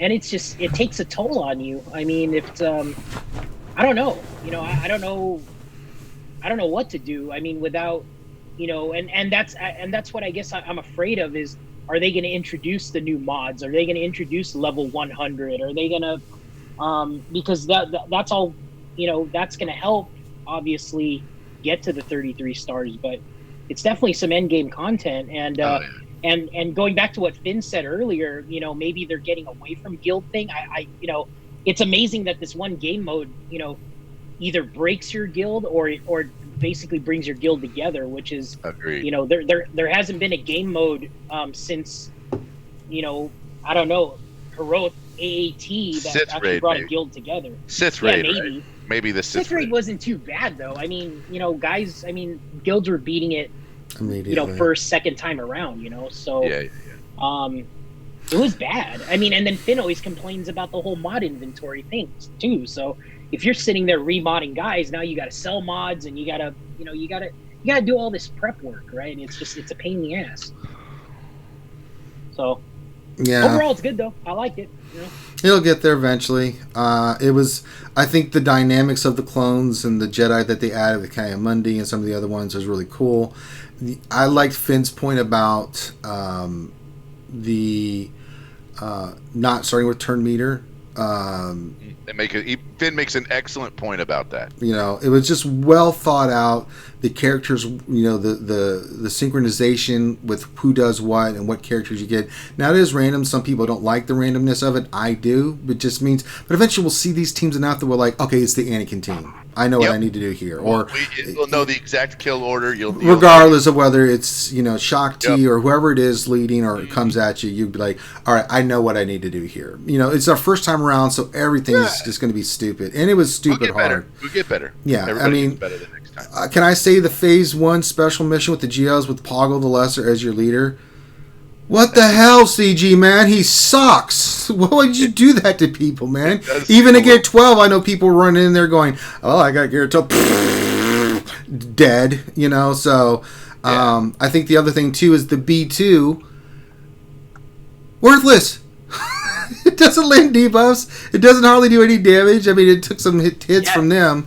Yeah, because everybody has, like, ability. I know, right? That's why. But it's a beat stick, though, man. That thing takes a beating and it keeps, you know, it unless they ignore you and go for your characters, and then your host. Hey, I've got my Baslin and my B2 left. Great, I'm dead. Stoner Jedi. We're in the same guild. What were your overall thoughts of the GOTBs? I mean, yeah, I loved it. I was really excited about the whole experience going in. Curious about like how we were going to do star-wise. I was really, really happy with our progression of stars. And it mainly has me asking more questions going forward with like the light side reflecting. Speak up. We can barely hear you, Zell. I'm barely able to hear you now. I'm like so close to the microphone. Get closer. Lick it. Lick it. Hello. You should be spitting. It's probably check your audio settings in Zoom and make sure that your microphone volume is turned up and it's not set to auto. That may be what's happening. But yeah, did any of you guys? So I was looking at the abilities, and I think it would be nice if you could downgrade the bot. But I'm just wondering, did you guys try the B1 Commander instead of the B2? Because the B1 Commander has a daze that sometimes I feel like would be more useful than the ability block or the healing immunity. It doesn't matter. It ain't going to land on those damn tenacious ridiculous. It's not going to land, I know. I mean, what are we talking about here, you know? Yeah. But I was kind of curious if the B1 Commander would potentially be better, and it might be that you intentionally go for 4 out of 6 instead of 6 out of 6 with the platoon to actually get that one. Yeah, that's the thing that, you know, when you do the platoons to get the upgrade to the B2, you're thinking, okay, this is going to be a huge help. No. It didn't really help a lot, you know, because they hit so hard, they have so much health and protection, and they resist everything. Good God and gravy were they resisting everything. I mean, characters I had like 140, 150% tenacity or potency, I'm like, all right, I got that, and I'm dead. You know, I was like, well, that sucked, you know, so, you know, like I had a plan. It was a good plan. I went in, plan went to shit, and I lost, you know, so it's like, you know, I think the platoon thing too is really crazy. I gave up my Darth Revenant and Malik a lot to let some of the heavier hitters in my guild do their thing. Not that I couldn't do it, but I'm like, someone's got to give it up. I'll give it up, right? And I was testing. Night Sisters did well for me here. Let's talk about some of the teams. I think Night Sisters are pretty good comp because they can revive after some of that damage, and then you can do some things. But I think you need Spirit on that. You team. have to have Spirit. It doesn't work with Acolyte. It doesn't work with Talia. No, you need Spirit. The two that I had, it doesn't work. I think any team that stuns and revives and heals. Treya was really good in this. The Sith Triumphant is really, really good. Of course, Darth. No, everything in Phase 4, you basically got hosed. I mean, I was like, I'm going to go in with Treya with Fallen Basket because I gave up Darth and I'm dead. Yeah, I got through the first wave with the Triumvirate and the Darth. The second wave I got. I think I did get 1 star where I got. I'm like, okay, I might have and I'm dead. So I mean, it immediately got in there. They went and wiped me out. The only one sitting was Nihilus in the B2. I'm like,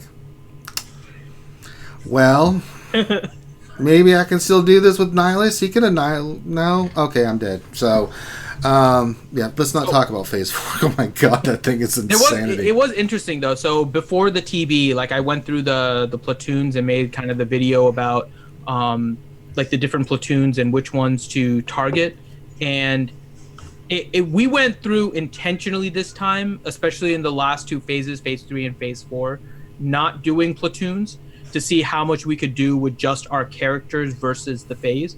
But we knew full well, or I should say I knew, in terms of the plan, that the bottom territories were going to be a pain because of the ATTE platoon.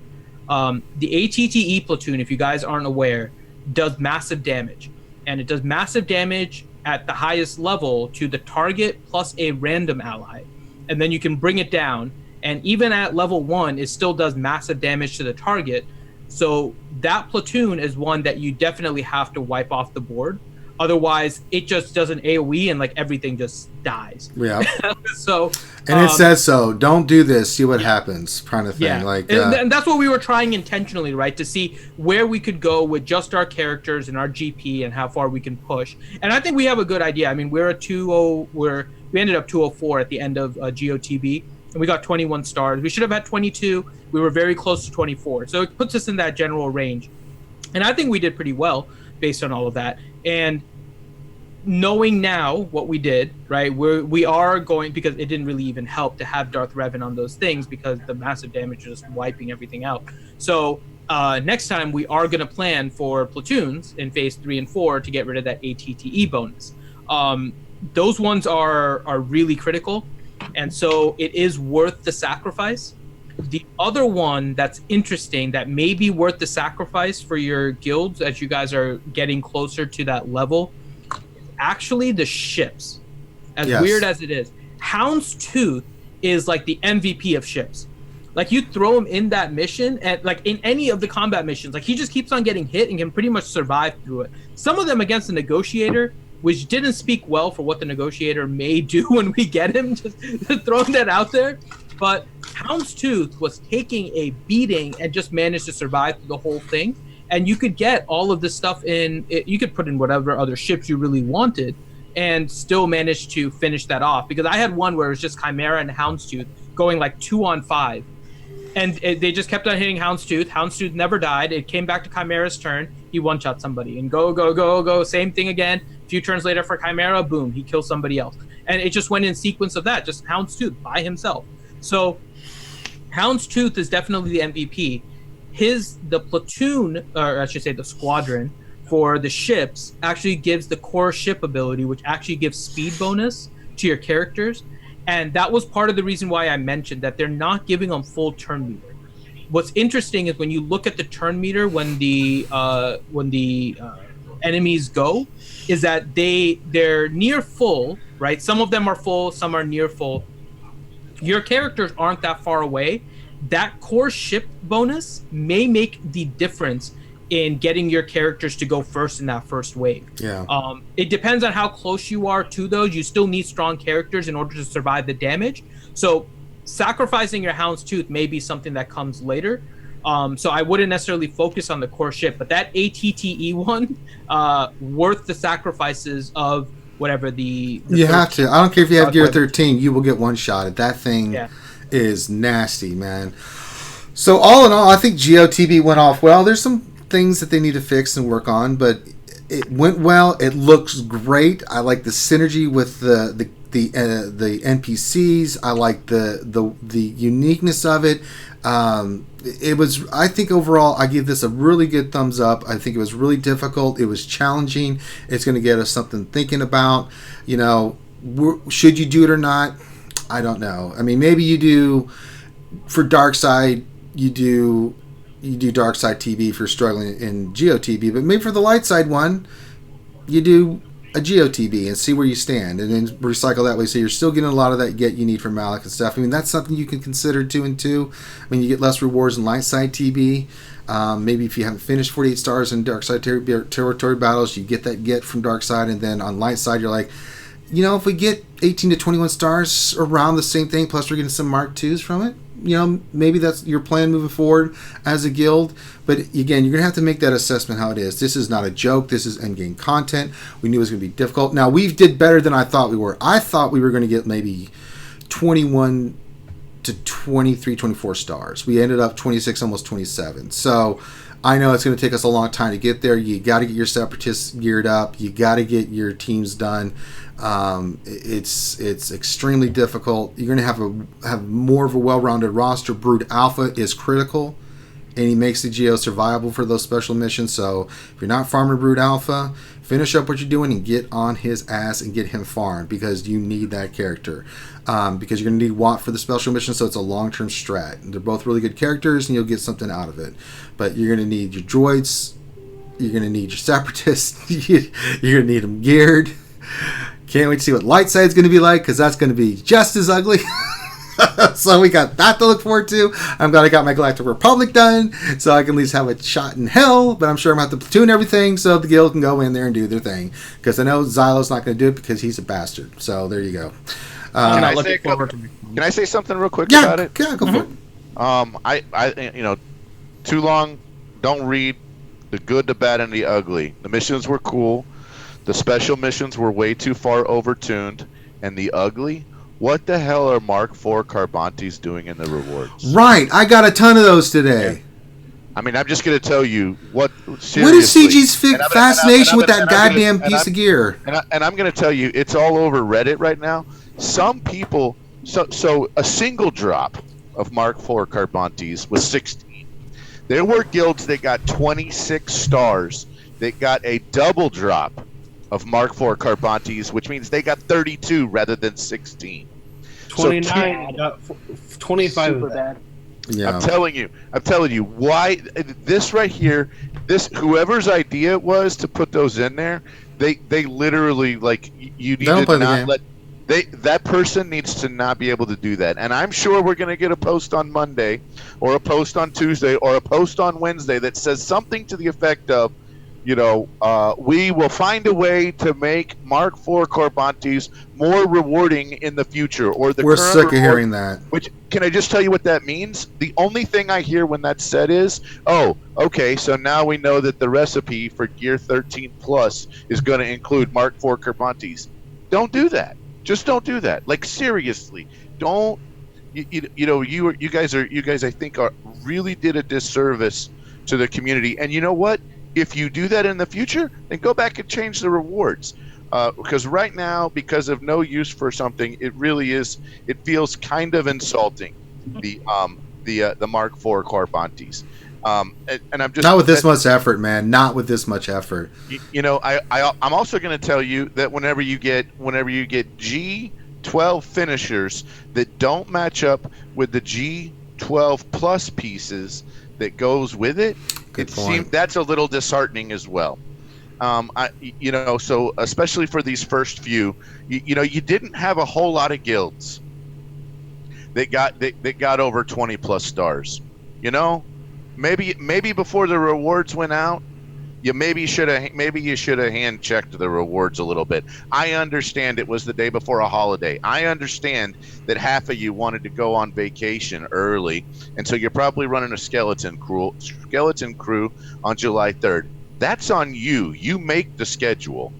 Why do you put drops of stuff happening on days before holidays. I don't understand. I mean, didn't you see the day it started and the day it was going to be over, and kind of like think through that a little bit? I mean, anyway, I mean, it's just it really poor planning on the rewards, I think, in certain areas. On the overall, it'll probably all come out in the wash, but in the beginning here, it was a little bit of a disappointment. So, I'm gonna say I think special missions need to be retuned. They're way too hard, man. I'm okay with day 4. I'm okay with day 3. I'm okay with day 2. I'm okay with ships missions. I'm okay with combat missions. I think that special missions need to be retuned, and there's multiple different ways special missions need to be retuned. Thank you very much, sweetheart. You're welcome. Special missions need to be retuned. And how they need to be retuned is day 1, the Pago lead, that needs to be retuned. The Acklay and how it does that and how it AoEs in the beginning, I think that needs to be retuned. Freaking every day I saw it, I feel like there needs to be a retuning of what's going on just on the special missions. Combat missions, no issue. Yeah. So anyway, that to make a long story longer, they did some good stuff, they did some bad stuff, and they did some downright ugly stuff. I am with you on the Mark IV Carbantes, Grande, for sure. Those were. And my guild got 28 stars. We probably get 29 the next time, and we'll probably get 30 the time after that. Just kind of going through and seeing, lessons learned and what people can do. Yeah, we got 21. I think we're going to get 22, and then probably 23 on the next one. So, I think we'll see that progression too, just kind of seeing where we were on this one. So, I agree with you. The Mark IV, we were all pumped, and then we go through the rewards. I was looking through those too, and I saw the currencies and everything, and I was pretty happy. And then Mark IV Carbante. Luckily we only got 16. We didn't get the double of that, so that was at least nice. But yeah, the Mark IV Carbantes just have to go. Seriously, we don't need those anymore.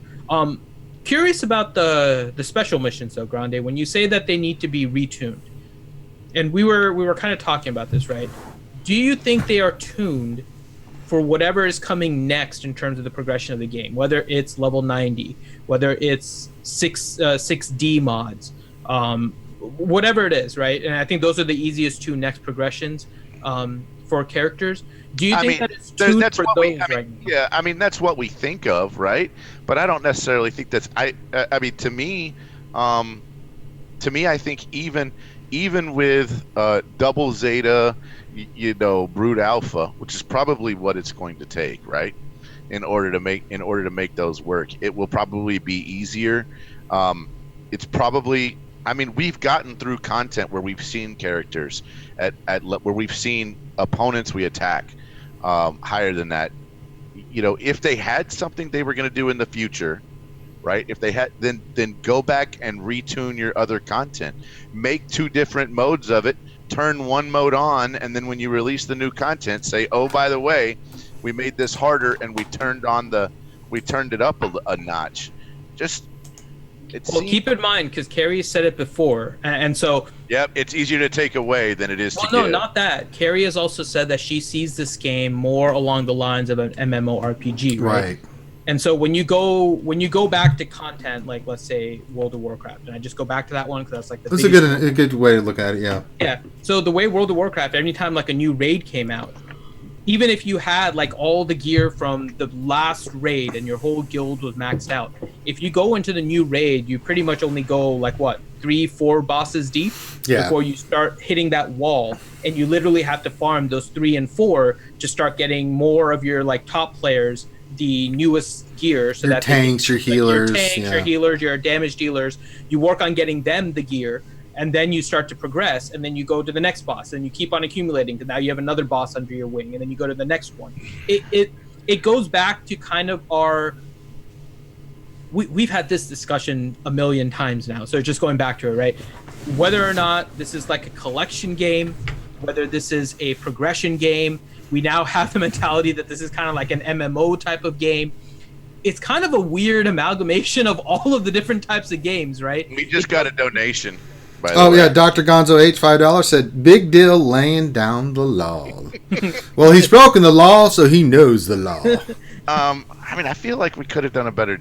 They could have done a better job the whole way down, right? Here's the thing: they did a better job on this release than they have done in previous releases, right? Yes. So I don't want to like overly harp on the negativity, because I think there's a lot of positive takeaways from this, right? There's a lot of positive takeaways. I mean, we're basically saying the 36-hour times, the fixed platoons, the hard missions but not turn meter, the way they did the get. I mean, there's so many things they did right.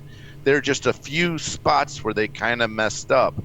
And I feel like that even a post today that said, I'm glad you guys all participated, or the ones of you that were able to participated in the first GOTB. We have a skeleton crew this week. We are going to reassess, what happened, how it looked on our end on Monday and Tuesday, and get back with you Wednesday on our assessment of how you guys did in the first TV. I could have given them the weekend to get through everything, right? If we had just had a post like that, and I think it would have made a lot of people feel a lot better, right? And even if they came back next week and said working as intended, or you're going to need Mark IV Carbantes later, or whatever, they could have made that post. But they do it on a Wednesday with a skeleton crew, and we don't get anything about GOTB. I think that's a little unfortunate, and that's a missed opportunity on their part. Well, there's still time, so hopefully they do something like that. Do. They're all at the house, man. I bet you. You can make a forum post from my house.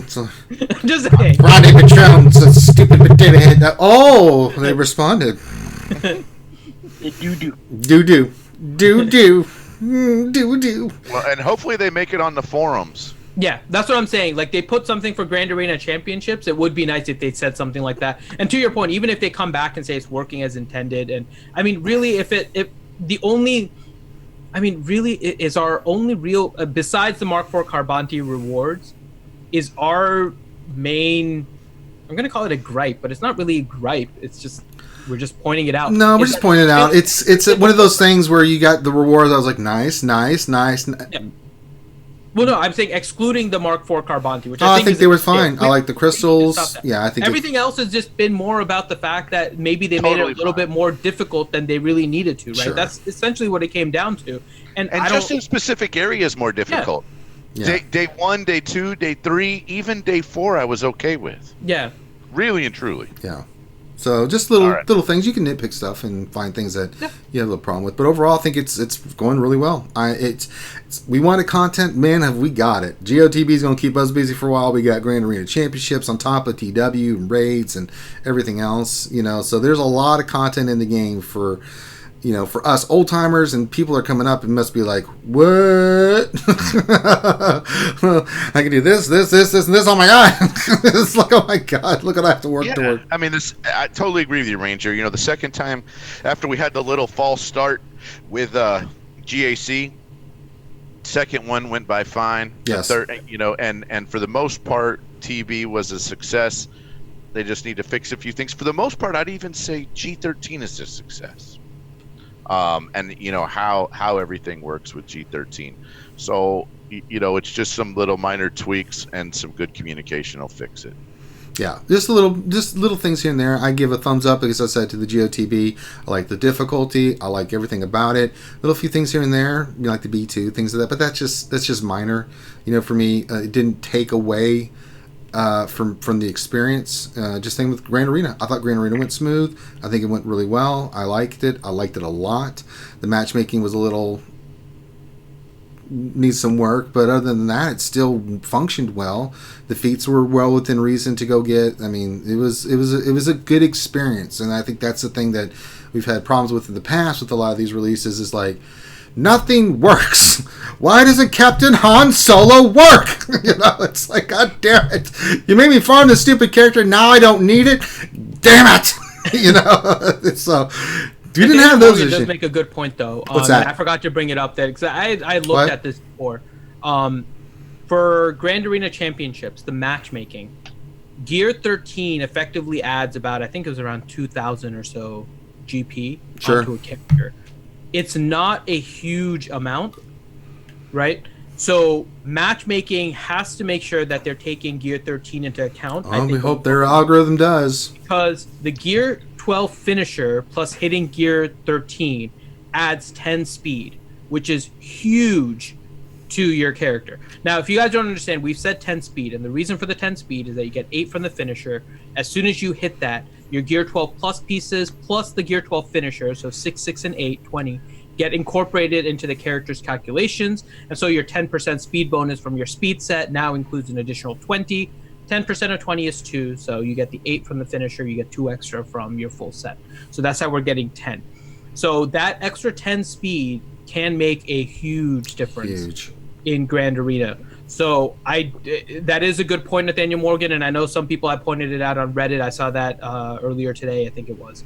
So yeah, make sure that point to CG with the matchmaking as you guys are tweaking it.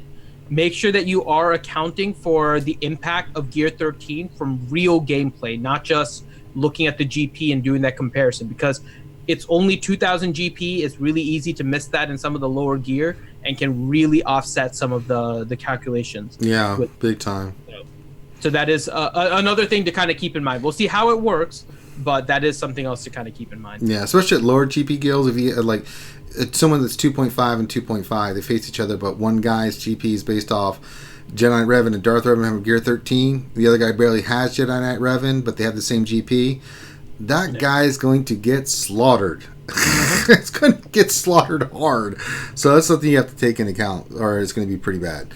All right, I think we've covered everything we need to cover. It is now time to get to the Twitter question of the day. And we don't have Lovely McVenom here. So you know what? Let's just read the responses, and we'll just kind of laugh and giggle with everything that everybody said. So, Finn, read the question again so everybody knows it, and then we'll get to the responses here. All right. So the Twitter question is, we will be taking feedback from... We'll be talking about the feedback, which we did, about GO TB and Grand Arena Championships. Then in EA Capital Games is SWGOH, which we did. So what were your opinions and feedback on both? And also vote on the poll for what you liked. Now, here's a pretty neat thing here. Is we had 36. Let me refresh really quick. And so I can get the latest numbers just to make sure here. But we had at least 36... we had 36 people vote on our poll. What do you think the results were, Ranger? We have I only liked GOTB, I only liked Grand Arena, I liked GOTB and Grand Arena Championships, and I didn't like either. Which one do you think was the winner?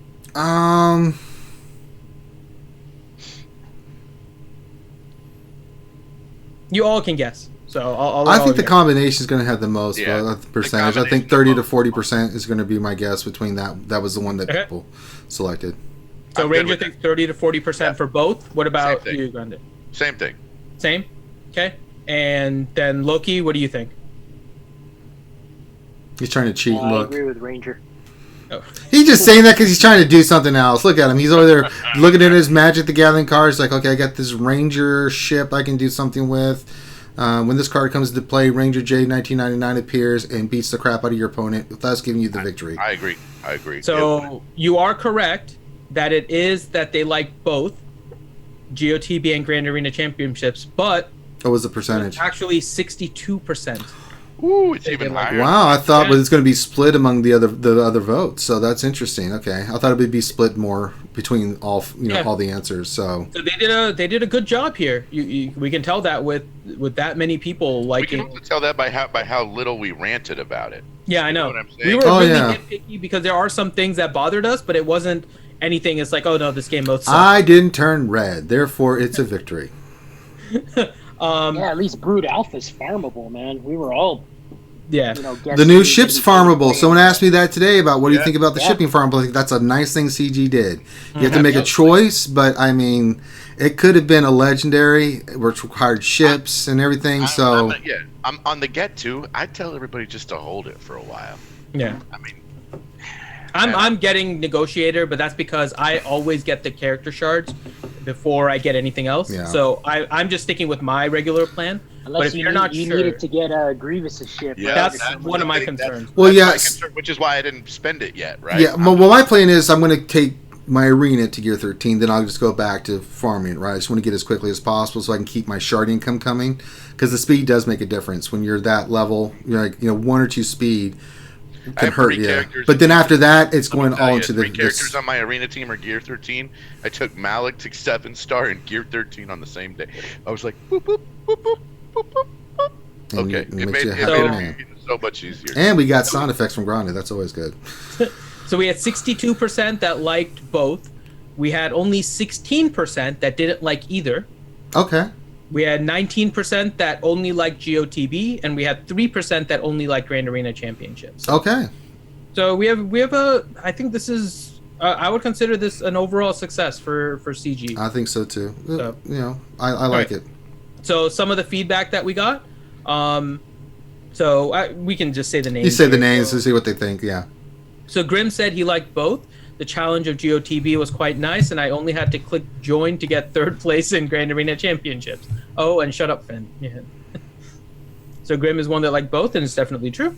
DSP, gear your Geonosins and farm Brood Alpha and Gear 13, then that is all. I mean, that does go to the difficulty we mentioned, right? Mm-hmm. And it does give everyone something to work to, so. Yes.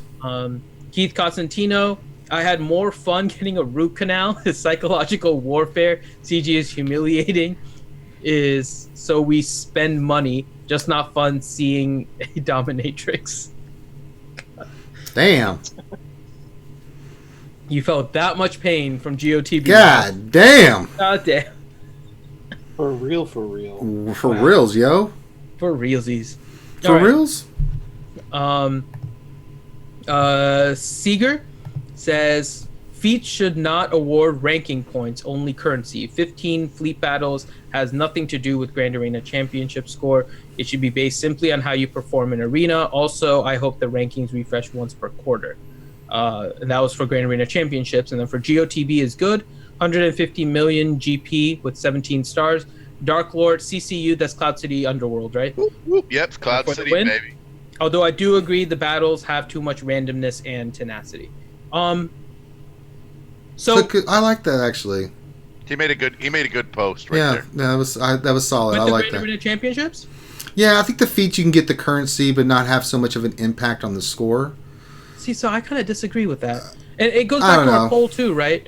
If you look at it, I mean, we had 62% that like. Yeah, I don't care either way, but I can see it's a valid argument. The feats are like microscopic, though, right? Yeah, they don't really add that much. Big. I mean, people are getting 8,000 points, right? And you can maybe get like 300 or 500 points from the feats. I mean, honestly, it shouldn't make that huge of a deal. Yeah, I'm fine with it the way it is because what I was pointing to with the poll is that only 3% said that they only liked Grand Arena Championships, right? And we had 21 people that liked the PvE percentage. There's 62% that like both, which is fine. But if you look at the ones that either like PvE or PvP, right, just one or the other, you have people more favoring PvE than PvP solely. And so I think it gives every player an opportunity this way with just getting the points. And they're not that impactful on getting into it. Like if you're not doing well in Grand Arena, then you're not going to get probably to the highest phase just looking at the way that the numbers are. You can get up there. You'll be able to buy purchases from the store. And I think that's all that it really needs. So yeah, I think it's okay the way it is. Yeah, for now. But I could see the suggestion and I can get down with that too. Yeah. I'm cool with that if they went that direction. So I think it's a good suggestion. Skywalker Vader said, my guild did surprisingly okay, 13 stars. We are a guild of 41 people and GP of 156. Not too bad in Grand Arena Championships. Well, I say I got a little cocky and only won one round. But that's my fault. I did enjoy the competition and the challenges. Okay, good feedback. Okay. And then Fatality V2. I enjoy a challenge, and GOTB was definitely that. We're 145 million GP guild, and we got a respectable 10 stars. Some of the missions were brutally hard. I expect only Gear 13 tunes will be able to complete some of those missions. Yeah, good feedback. I think that's about right. We just got a donation from a newer guy that's been watching, Drew Dog. I looked at his stuff today on the mini roster. He says, new clone team for GOTB GA. Bad Batch or Null's WDUT? What do you guys think? I think it's going to be Bad Batch. They've been showing the crap out of that for the new upcoming Clone Wars series. It wouldn't shock me if we see those bad boys pop in, right? the Bad Batch, and then you can put Rex on there and be like, bang bang. I don't think we're gonna see that for a while until light side starts getting closer to launch, which will probably be a couple months. And we'll probably see pawns at that time too. Yeah, some of those new clones in there, and they got those from Battlefront, which I'm cool with. The ARC Troopers and stuff, or characters you can play. ARC Troopers are pimped too in Battlefront. My God, can you do some crazy stuff with the ARC Troopers? Oh, you're behind the corner. Let me just go around there and one shot your ass with my bing bang, 2 double guns, boom boom boom boom. So yes, Battlefront's killing it too, man. So I've been digging that too. So all right. All right, so those are the responses. Thank you, Drew Dog, for the donation, but my friend. So really quick, because I saw everyone typing in the chat, and I explained it, but I'll just explain it again. The reason I say the Gear 12 or the Gear 12 finisher gives 10 speed is because I know the piece only gives 8 speed. But 8 speed.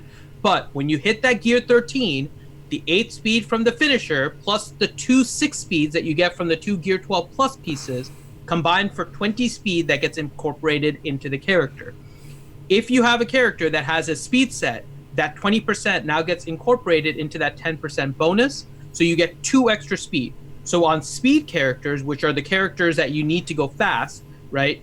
Getting a Gear 12 finisher effectively adds 10 speed to the character if you have a speed set on it.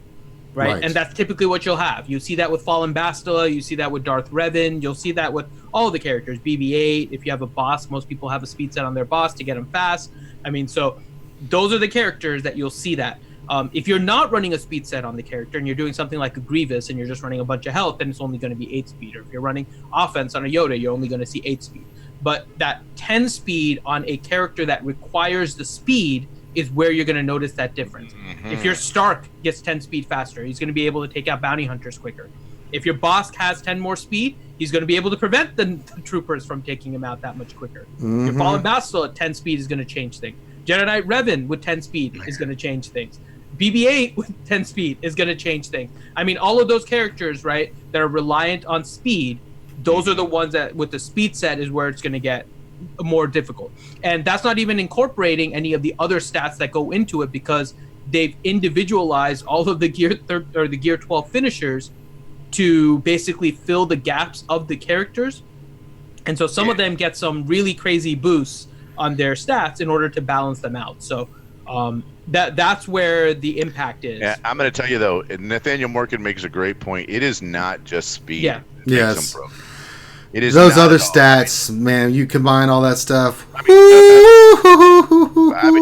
I mean, even Malik, right? I mean, Malik is probably one of the most OP tunes in the game right now. I'd say most people would rank him in the top 3, if not. Most of that has nothing to do with his actual finisher. As weird as that is, this is just him going to Gear 13. Yeah, as soon as you get to Gear 13, you get a set protection increase.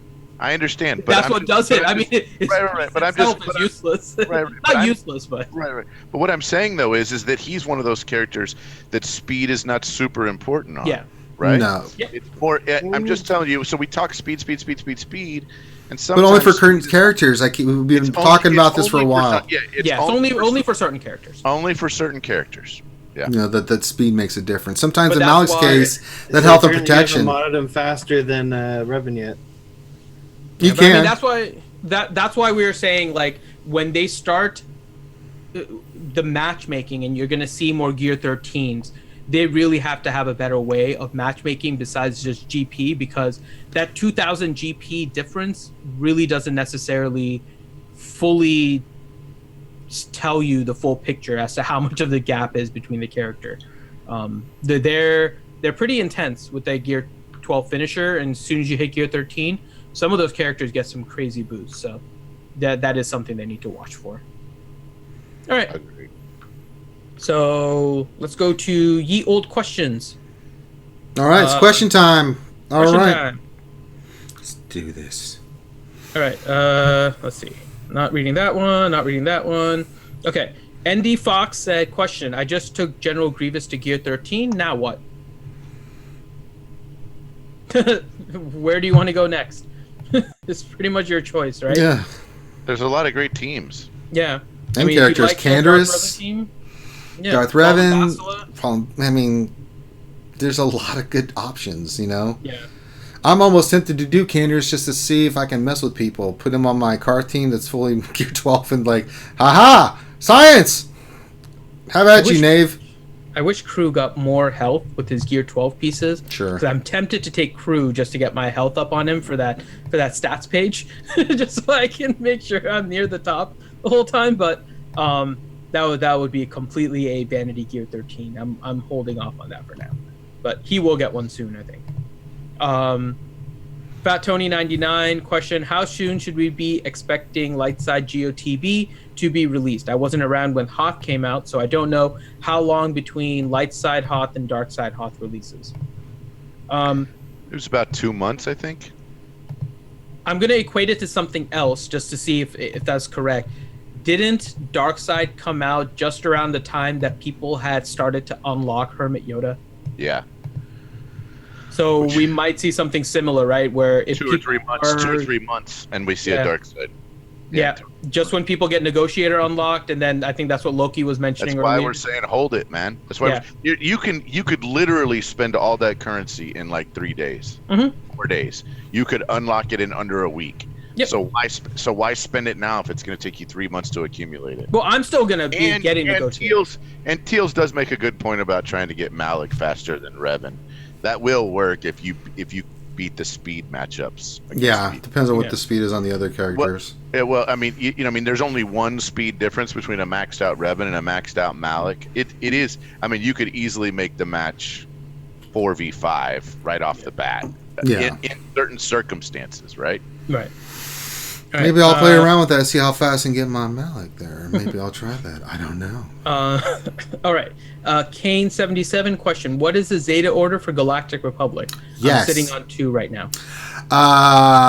Padme. It depends on what you need to fight, though. It really does. It depends on what it's a counter for. And here's what I'm going to tell you right now: if you're using Padme as a counter for Darth Revan teams, then Padme does not need her unique.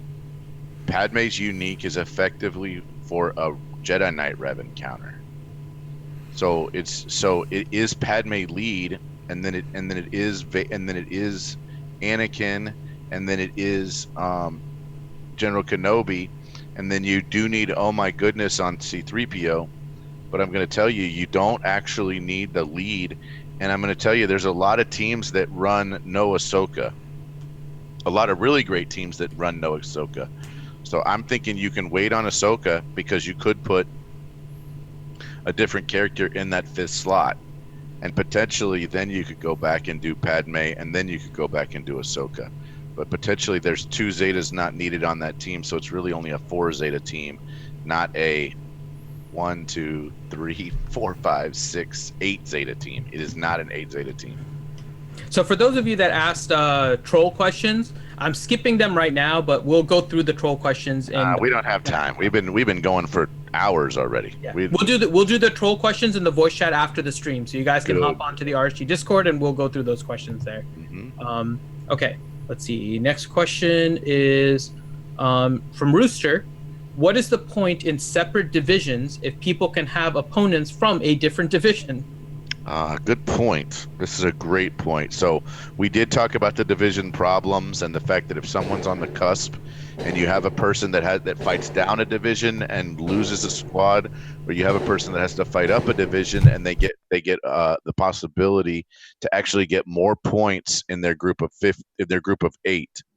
This is an issue. I think there's 3 or 4 possible ways to fix it. First of all, you could limit the number of people it has to happen to by sorting the groups of 8 by division, so that you prioritize putting people of the same division with similar GP ranges of the 80 characters or whatever your filter is by doing it. So yeah, they definitely have to work on that matchmaking process a little bit on people that are right on the cusp between 2 divisions. Yeah. I got fireworks blowing up all around me outside, so I'm going to be on mute for a little bit. Okay. Question from Kurtman. Is there a potency tenacity check when Bastila applies her corrupted battle meditation? Her kit states that it's applied on enemies at the start of her turn. I lost my Grand Arena Championship because it didn't apply. So Bastulus does go through the potency tenacity check.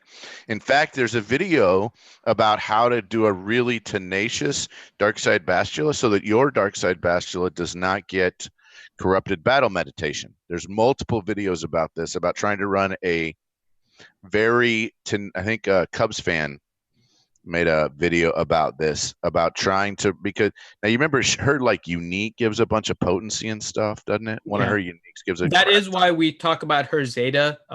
The foresight one, the foresight aspect of her Zeta is kind of meh, right? Mhm. But it's the potency that's really what's key in getting Right. 50% potency to start landing that corrupted battle meditation. And you got to you got to remember that if you're modded for speed, right, and you're modded for a little bit of potency, you're going to be around 100% potency or something ish, right? Maybe a little more, maybe a little bit less. If you modded her straight up for tenacity and you got her over 100, 110, 120 tenacity, you could potentially make it where the other Darkside Basti doesn't get all of the bad stats. It gets some of the bad stats, but not all of them. Cubs Van Han made a video about tenacity, and higher level players mod characters for tenacity. Mhm. There's probably about 8 or 10 characters that need to do that you need to mod for tenacity. Yeah. Let's see. Nathaniel Morgan question: can we have individual platoons to get buffs in GA? Then you can decide if it's worth it. I mean, that's effectively what it is, right? Like platoons kill your roster. Dagger made a quote. He said that it only affects players fighting down, no player ever fights up. Players only fight down. It's a good point. It's still a problem for players on the cusp. Anyway, sorry. Yeah. That's back to the GAC question. Yeah, Nathaniel Morgan. Nobody wants to see platoons in GA. Just no. No. Please Oh no. God, That would be awful. we don't like platoons. Just don't ever suggest platoons ever Yeah, for any game mode. I don't want to see platoons anywhere than where they are, and they could remove platoons, and I don't think any of us would actually feel like the game got worse because we didn't ever see platoons again. So this is a serious question, but I don't want to read it. But okay, Fat Tony 99. Since they started adding character GP requirements in territory battles, do you think they will ever have GP restrictions for platoons? Like place your sand people, they must be above 16,500 GP. Oh, yeah, I mean it's the new gate. Please right? no. Please No. It's They bad. can do whatever they want, man. Yeah, they can. It's bad. I don't feel like it. I don't feel like Okay, it's good. bad. It's real bad. Don't be using your Tuscan, okay, to be having 16,500, okay? They're really bad characters, okay? They suck, okay? We've had a gear requirement before. We've had a star requirement. We've had a player level requirement. We've had a character level requirement before. GP requirement is basically just putting a gear requirement on a certain activity. And absolutely, we've seen it 2 or 3 times now, right? We've seen it in Geo TB. We saw it in the Malik event. We'll probably see it from here on out. We will see GP requirements on everything new that comes out. Why wouldn't? Just get rid of platoons, though. Let's get rid of platoons entirely, so this doesn't ever happen again. With that, I don't ever want to see GP requirements on platoons. We should have no platoons to begin with. Platoons are just bad. Platoons are worse than GP requirements. They really are. I've already begun my rant on. We've platoons. talked about how platoon. Nothing about platoons is fun. They should at least do it the opposite, right? Let you put light side characters in the platoons when you have dark side. Again, we're trying to polish a turd, guys. Platoons are bad. They're very No, bad. if you have light side characters in the platoons, I understand it. I understand nothing. it. And a polished turd is still a turd. Finn. Well, that's not a turd. I mean, That's a turd. It has zero impact. It's a It's a turd, man. It's How is it a roll turd if it has zero impact on your mission? It has symptoms of being a turd. It's turdish, you know. Because the management of what happens means that we have to wait 6 to 8 to 12 hours See, for everybody to get on to fill platoons, or somebody gets impatient Okay. and they The go in there- management thing is a whole different thing, and that's why I like the 36 hours. Again, we're polishing a damn turd. Get rid of platoons, man. Yeah, no, it's a Stop dumb doing feature. it. Seriously. You polished it and you put some freaking sprinkles on it and you sugar coated it and you dipped it in chocolate and then go ahead and bite into that sucker, Finity. Go right ahead. Anyway, next I question. wouldn't recommend that. No. Can you tell if a turd is? I guess if you made it. You can tell, Finn. If you think it's a Baby Ruth bar, I'm going to really have problems with you. No, Next question, it's not going to have the right shape. Next question. They just get rid of platoons, period. Yes. All right, next question. It adds zero value to the process. Yeah. Warghoul 128 question: if you don't have faster mods, how do you beat Darth Revan compositions with Thrawn instead of Trooper? You have to have a fast Grandmaster Yoda, but if you don't have the mods, if you don't have mods, period, you're at a severe disadvantage. I mean, just nothing you can do. I looked at a roster today. It's like, I know you're having problems with Darth Revan, but you got to keep working on your mods because the mods you have just are not going to help you. There's nothing I can do if you don't have mods. We can arrange mods. We can put mods on from other characters to those characters to try to make it better, to make you more competitive. But if you're just getting outsped that drastically, like I saw, then you just got to keep farming. You get your M4 with your bayonet, jump with me in the damn trench. You just saw me do some slicing there. I do it every day. 144, I go get mods, and then 144, I go slice those pieces of crap, and I keep going for those mods. And I have out of 100, I may get 2 that'll hit 20 speed. 10 that may hit double digit. Wargill's talking about it. He's trying to say a faster Yoda doesn't work in that comp. He's trying to take Revan, Bastila, Hermit Yoda, Grandmaster Yoda, and Thrawn. Oh, 2 Hermit Yoda? No, that's not gonna. Wait, what? Hermit Yoda and Grandmaster Yoda? No. What he's trying to say, I think he's trying to. Here's the thing: if you're trying to go Revan v Darth Revan, then you actually need a slow offensive Yoda, and you need a super fast Thrawn, and you need a super fast Bastila, and you need a super fast Revan, because effectively what you're trying to do is you're trying to swing it so that everything goes to Bastila, so then it goes to Yoda, so then Yoda's got all the stuff, so then he spreads it, and then he takes a big hit only whenever Revan's at 60% or less health. Here's the problem. The problem with that strat now is I don't think that strat doesn't super work now against G13 Revans, and part of the reason is because Revan has like 20% health steal now if he goes. So there's some issues with his G13 finisher that make some of the counters that we used a week ago not make as much sense anymore. Yeah, we'll still have to play around with it, but we'll see. All right, next question, Finn. I'm just waiting to see if they're going to do some more damn fireworks. It sound like fireworks. It sounded like explosions. I think that the big bombs going off. They're like Jesus Christ. Fat Tony 99. The real question is, why would you farm Gear 13 with Guild Event Tokens Mark II when it's farmable with energy, and that's the only place you can get Negotiator? Totally. I don't think it's Negotiator, right? It's Malevolence that you're more concerned about, right, Grande and Loki? It's another ship. I think you need Negotiator to unlock Malevolence if it's coming. Oh, okay. Man, so they're probably going to screw us that way. I'm just holding it right now. Just hold it. I'm just, as I said, I'm doing a couple of my arena teams so I can keep my shard income coming, and then it's all going to the new ship. This is the way it is. But I do need that Gear 13 just to supplement it to make it go faster since I'm free to play. I've got the event stuff. It's going to make it go quicker. Yeah, I'm using energy, but it'll make it faster for me to get there quick. Then I can just use the rest moving forward on the new ship. But as long as I got my arena team squared away, the others I'll farm normally through energy and stuff, and then I'll get it, right?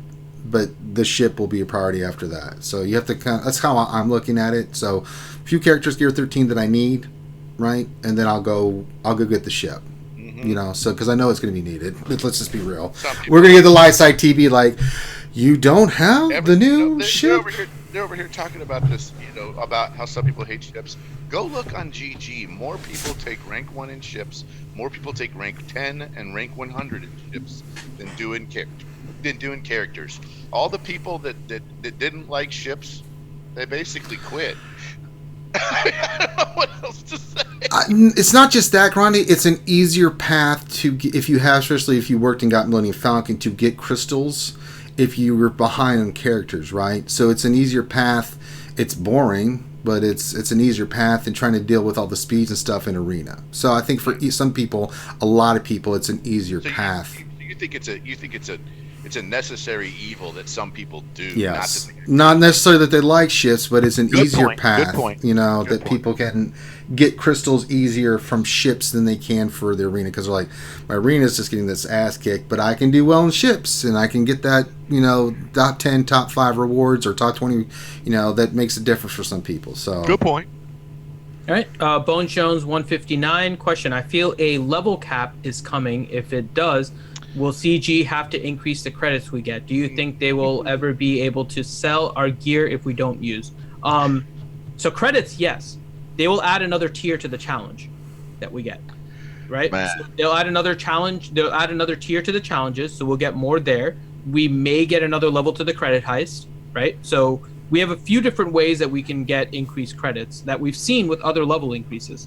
Because I think all of the level increases that we've had so far have included an increase in the challenge, or I think one of them was the introduction of the credit heist. So I think we will get some increase in the credits. I don't think we're going to be getting a way to sell gear, though. That I don't think is happening. Man, yeah. I have over like 10,000 of some gear pieces now. Mm-hmm. Yeah. 10,000. It's a lot. Over 10,000. Over 9,000, Grande? Whoa, it's way over 9,000. Oh! Grande's over 9,000 of the gear. Oh! It's over 10,000.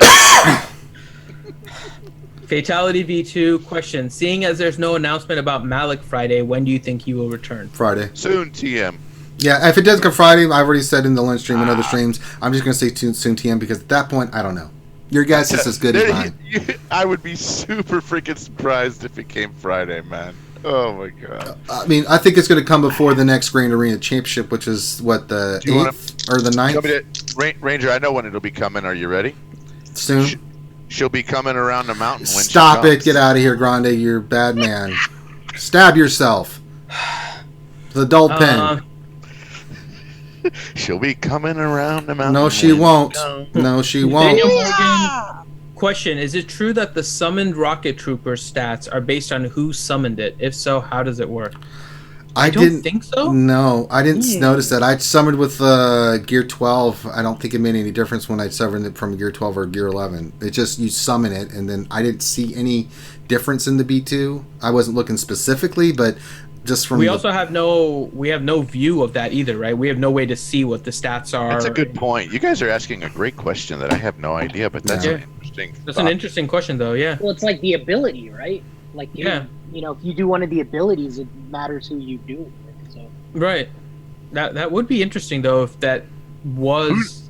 Sir Loki, who do you do it with? Chirrut. Who? Chirrut? What?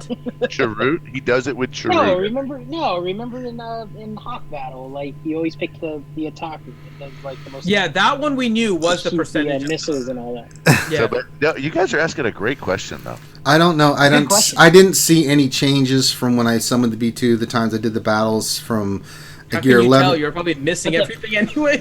No. I mean, I did the battles. I still went in there with my tray. But you can't long press on it and see how much HP it has. No, right? you can't. But it looked roughly the same. It still did the same thing. It still missed. It's a bunch of green and black bars and a bunch. But I go by its ability. It didn't hit any harder. It didn't do anything. It took some damage. I'm like, thank you, B2. Oh, it shot my. Okay, I'm dead. But it may be right. It should. Normally it has, but I don't know how this works. I'm gonna say it could. It could. Maybe. It could easily. You might be onto something. Yeah, I honestly don't Science. know. Science. Everything was getting AoE'd so fast that everything was dying. So I have no clue. Nathaniel Morgan question. Since the GP increase for Gear 13 is nowhere near equal to the increase in the viability, will matchmaking be completely screwed? We talked about that already. Yeah, it may be. We have to see how they tweak it. Phantom Knight 24 question for Ranger. How do you mod your aura and CAD under an Embo lead for Grand Arena? Well, I'm glad you asked, because I have no earthly idea, because I just got those characters second idea. So, I do have my Cad Bane. I do have Embo 6 stars. Miss and takedown games. Finn is a cheater. Again? yeah. Just keep it at home, Miss Takedown. You still can't prove it. I'm just saying. I mean, you just can say it all you want. You still can't prove it. I mean, And just until you looking prove at it. You're coming dangerously close to libel. I'm just saying. I mean, Cad Bane's obviously, you want potency on him because you want his stun to land, or his damage, straight up damage. You know, you can go a couple ways with Embo. I haven't played around with it as much. That's just my initial assessment, but you know, I just got Aura to 7 stars, but I'm not gearing her yet because I have other priorities now. The Separatists are all getting my gear. Embo's gear, I think 10 or 11 for me, and he's 6 stars, but I'm working on getting him to 7. So I'll play around with that more. I haven't really thought about the mods because I'm not using the characters. I know some stuff that I remember, but if somebody wants to correct me and say what we should use, those are not the bounty hunters I have on my team, and I don't use them that much to really give you an idea. For me, I like a lot of protection primaries. For who? With like, well, for majority of the bounty hunters, like if you run it under Embo lead, like it's like countering and it's a lot of health steal. So You wouldn't want to go more like, offense damage and stuff to get the big hits from the counters? Well, like secondaries, but like the cross, I like offense, of course, but protection triangle, protection circle, and then and you can benefit with those more under either Embo or Aura lead. I use both, but Embo's lead has a lot of health steal, so some flat health and protection as well on there too. I mean, it just depends on what team comp you're running and what lead you're running. Like Orsing, hers is mainly health steal, and it has some protection regen abilities, but Embo has a higher health steal base too, so more health on Embo lead perhaps. But you want the flat offense and offense percentage on there too, as much as you can, just for the damage, of course. There you go. From the mouth of babes to you. Mrs. Takedown says, thou who starts the game cheats. Yeah, that's true. Finn, again, Mrs. Takedown's calling you Again, out. you're coming dangerously close to libel. I'm just throwing that out there. No, Okay. I'm backing that up. I think you cheat. I think you're a Can't prove cheater. it. All right, DSP question. With Brood Alpha, how do I split up the Separatists, not counting Asajj? That's a I great... had a hard time figuring that out, too. I've not. I think you go this way. Droids are droids, right? You keep your droids together. I think the two things we're not considering, too, is eventually they'll come into play, right? Brood Alpha, Wat Tambor. So you can go a couple ways. You can just go full Geos, right? With Wat maybe in there. You could go a combination of the Geos. So you could go like Newt Lead with Count Dooku, Sunfac, Wat, and Brood Alpha. That could be a team. It gives you a lot of flexibility. We have 14 Separatists, right? We know we want to keep General Grievous kind of that team together. The other ones you can kind of mix and match. I got to tell you, there are some cases where I think potentially Grievous might be on the team, but not as lead. No, maybe not the lead. I'm just saying, we were looking but at. typically you keep the majority of the droids together. Like you can mix and match some of the Separatists. There's not a be-all, end-all answer, right? Right. You know, you just want... there's a guy that was running droids. Now, on offense, Grievous is amazing. On defense, it's the easiest team in the world to kill. I mean, you control What are you it. talking about? Are we talking about just for the TB, or are we talking about for I'm talking about GA? Grand Arena, things of that nature. Right. So for Grand Arena, yeah, you keep them all together like how you said. But sometimes in the TB, it was a little not. You may not have a choice. Sometimes they sort make of you kinda do. weird. Yeah, they make you put teams together. But in general, you could kind of keep it just to keep it simple. I like to keep it simple, stupid, right? You can always mix and match, but you could run on a back wall like for Grand Arena. You could run a Grievous Daniel Morgan team. said the same thing.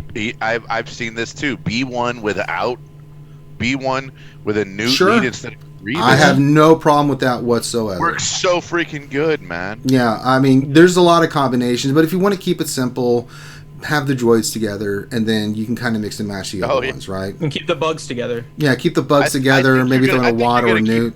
I think you're going to keep all 5 of those bugs together. Could, you might I don't know. Poggle drop still Poggle. sucks, man. You I'd might rather drop put Newt in Poggle. there for Poggle, man. You Until he might gets a drop- rework, Poggle's out, man. I mean, the only reason I'm going to be doing anything with him is because you have to. I mean, I know his gearing suck, but Jesus, he's worthless. He is so worthless. His leader is garbage. And You know, I mean, it's bad. It's bad, okay? Another bad thing, okay? It's bad. Oh, yeah, they're talking right now. You're absolutely right. Nobody that hasn't developed a Night Sisters I team wouldn't. I don't like that. is ever breaking them up. We're going to leave them together. You're going to leave Night Sisters together, and the reason why is they are so freaking good They are together. nasty. You don't believe me? Go look at Urz the other day taking on the Night Sister team. That wasn't even fully to the max hilt. That gives you an idea of how ridiculous those guys are in defense, especially with Spirit. Oh, we haven't. All right. Next question is from DSP. Says, Ranger, will you like Fleet now that you have the Falcon? 3 Falcons, 1 Akbar is the best way to finish. Hey, I'll be more than glad to change it up. I mean, I can get into the top 50, no problem. And I'm not running Falcon Fleet. You guys have seen the battles. I do them all the time. I'll do Falcon. I'll probably climb up really quickly. And Fleet, maybe I'll do a little bit more Fleet. It's going to be boring. Fleet's just what it is, you know. So, but yeah, I'll run that team. My secondary team will be ready with, you know, Thrawn and the rest of what I already have. So I've got my team ready to rock and roll. We'll start putting it in and kicking ass. So okay. All right, John Moran, question for Grande. So who are the 8 or so characters you would mod for Tenacity? So I think it depends on the game mode, right? You do stuff differently for TW. You do stuff differently for GA than you do for like Arena sometimes, and then you do for like PvE. So we have to remember there's different modding for different things, right?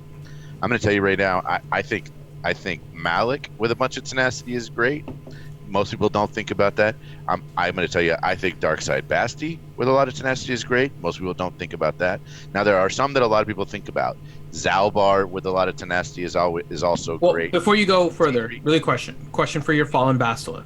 Are you saying full tenacity set, or are you talking about tenacity primary cross with 2-piece tenacity with a set of speed? Yeah, it's a speed set, right. So it's a speed set with speed and tenacity as the secondaries, and it's a tenacity set. It's not all. I mean, again, right? You're trying to hit benchmark numbers, right? You're trying to see what works, what can I hit for, and of course, everybody's mods are different. A bunch of people don't have a lot of tenacity mods with tenacity primaries and tenacity secondaries that hit a bunch else. Absolutely, Jolie is another one that does great. B2, Nest. I mean, we could probably think of all these different characters that work great with tenacity, and we just don't normally think about. Again, too, this is GATW. This is not. I'm taking this character into PVE. This is not. I'm going to use this character on my arena team normally. Right. I'm not going to say there aren't instances, but here's another one. L337 with tenacity. Another great choice. You don't want her to get stunned. Yeah. Of course, I think she dispels all. She dispels all, but it makes it harder. If it's harder to land, she's just getting, she's just going, and that's what makes her such a pain in the ass. But I'm just telling you, there are Freya a bunch. Also, yep. I use tenacity on Freya because I use her as my counter to Jedi Knight Revan. Great one. It's a great one. You can't Bosk. Yep, Bosk with tenacity. With speed. Speed's with more. Speed, yeah. Speed and tenacity. Those right? are the two primary things. And a bunch of people who know a lot about mods typically, we're speed. So but normally it's speed and something else, right? Right. It's not just speed; it's speed and something else. Ideally, right? Speed and speed. A lot of times you can't hit a super fast. You can't hit a Candorus Ordo. Another one that would be great with a tenacity set. Absolutely, because he's always going to counter. Because he always goes on a team, and on that team he counters. And since he counters when he's on that team, we don't want him stunned because then he can't counter. Mm-hmm. It's the same deal. Potency and tenacity on him, and you have fun. The reason why you're trying to do a high tenacity is typically because you're trying to throw something in that most people won't think of. Let me give you another example. Most people don't think about this. Ness needs tenacity. Yeah. Here's another crazy one. Most people don't think about this. Health, speed, and tenacity on Old Daka. Most people do not think about the tenacity, but here's why. If someone never stuns her and you put the Zeta on her and someone just died, it refreshed her cooldowns and she automatically gets to revive because it refreshed her cooldowns when someone died. because you have the Zeta. So you'd actually want tenacity and speed on old Daka. Sounds weird, but that way the next turn she gets to auto revive. And most people don't mod like that. And it sounds weird because on offense you would want potency on your old Daka. But since I don't get to run her and the AI is running her for me, I'm going to do it in a different way. Yeah, those are good examples. All right. Anyway. Next question, Lord Megatron. Are the HK-47 Zetas good or bad? People telling me not to do either one. Either one, Jesus. I'm actually getting to that mindset, to be honest. You're lost, my game. Good luck. So I have both of them, right? So here's I only have one. And you probably have not loyalty to the maker, but the other one, right? I don't remember. I'm going in game right now to look because I couldn't remember which one I had. Here's the problem with loyalty to the maker, and I did this before the change, so I'm kind of annoyed with it a little bit. They changed the whole thing with turn meter versus gaining a turn. So what loyalty to the maker grants as part of it is the fact that enemies, when Darth Revan is your leader, with protection up, can't gain bonus turn meter. But there's so many stupid mechanics now that give you the full turn. It just says bonus turn, that the Zeta ends up being useless. It doesn't do as much as it did before they changed that wording. And so I'm not as big a fan on loyalty to the maker anymore. I wish I hadn't Zeta'd it because of that change. The other one with self-reconstruction does more damage when somebody is death marked and feared, right? If you use him with Grievous, right, you don't really get that full effect. So, and we're seeing more of the shift of HK being the lead with General Grievous. Back to a droid team. Back to a droid team, exactly. So I can see now why people are recommending that you don't do either Zeta, because it gives you more flexibility, and it depends on what your Zeta situation is too. A G12 Marauder almost does as much damage as HK. And so I'm going to tell you, you could easily, it's hard to put Marauder on another team. You could easily swap HK because it has a good leader onto a droid team, or you could take that team and run it. You can't do the same thing with HK. So I'm going to tell you, I think HK potentially makes, we're back to potentially HK being the best droid leader again in certain instances. Definitely for a mixed team. If you have mixed light side and dark side droids, it's HK or IG-88 or something as your leader. It's not Grievous. He kills them too much. Right. So, I mean, I can totally understand why you wouldn't use either Zeta. I would still probably, because it depends on the depth of your droids. If you're using them on the Darth Revan team and you're using it in arena and stuff, I would probably still do self-reconstruction. I wouldn't touch loyalty to the maker anymore. I would just go straight self-reconstruction. And otherwise, if you're planning on working on the droids and boosting those up, then yeah, no Zeta. Unless you have a bunch of spare Zetas and you're not worried about it, I would just ignore it. So it's interesting how much things have changed recently for HK-47 since GEO TB was kind of announced and they made some of these changes. So, okay. Josue Garcia question: speed primary or protection primary arrow for Malik? Speed. I'd say speed.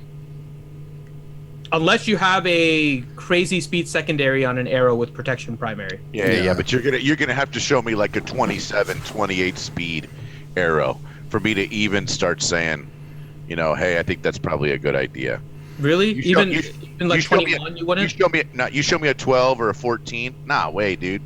If you show me a 12 or a 14. No, not 12 or 14, but if you can get over a 20. The thing is, if you're going to do an arrow like that, that arrow has better places.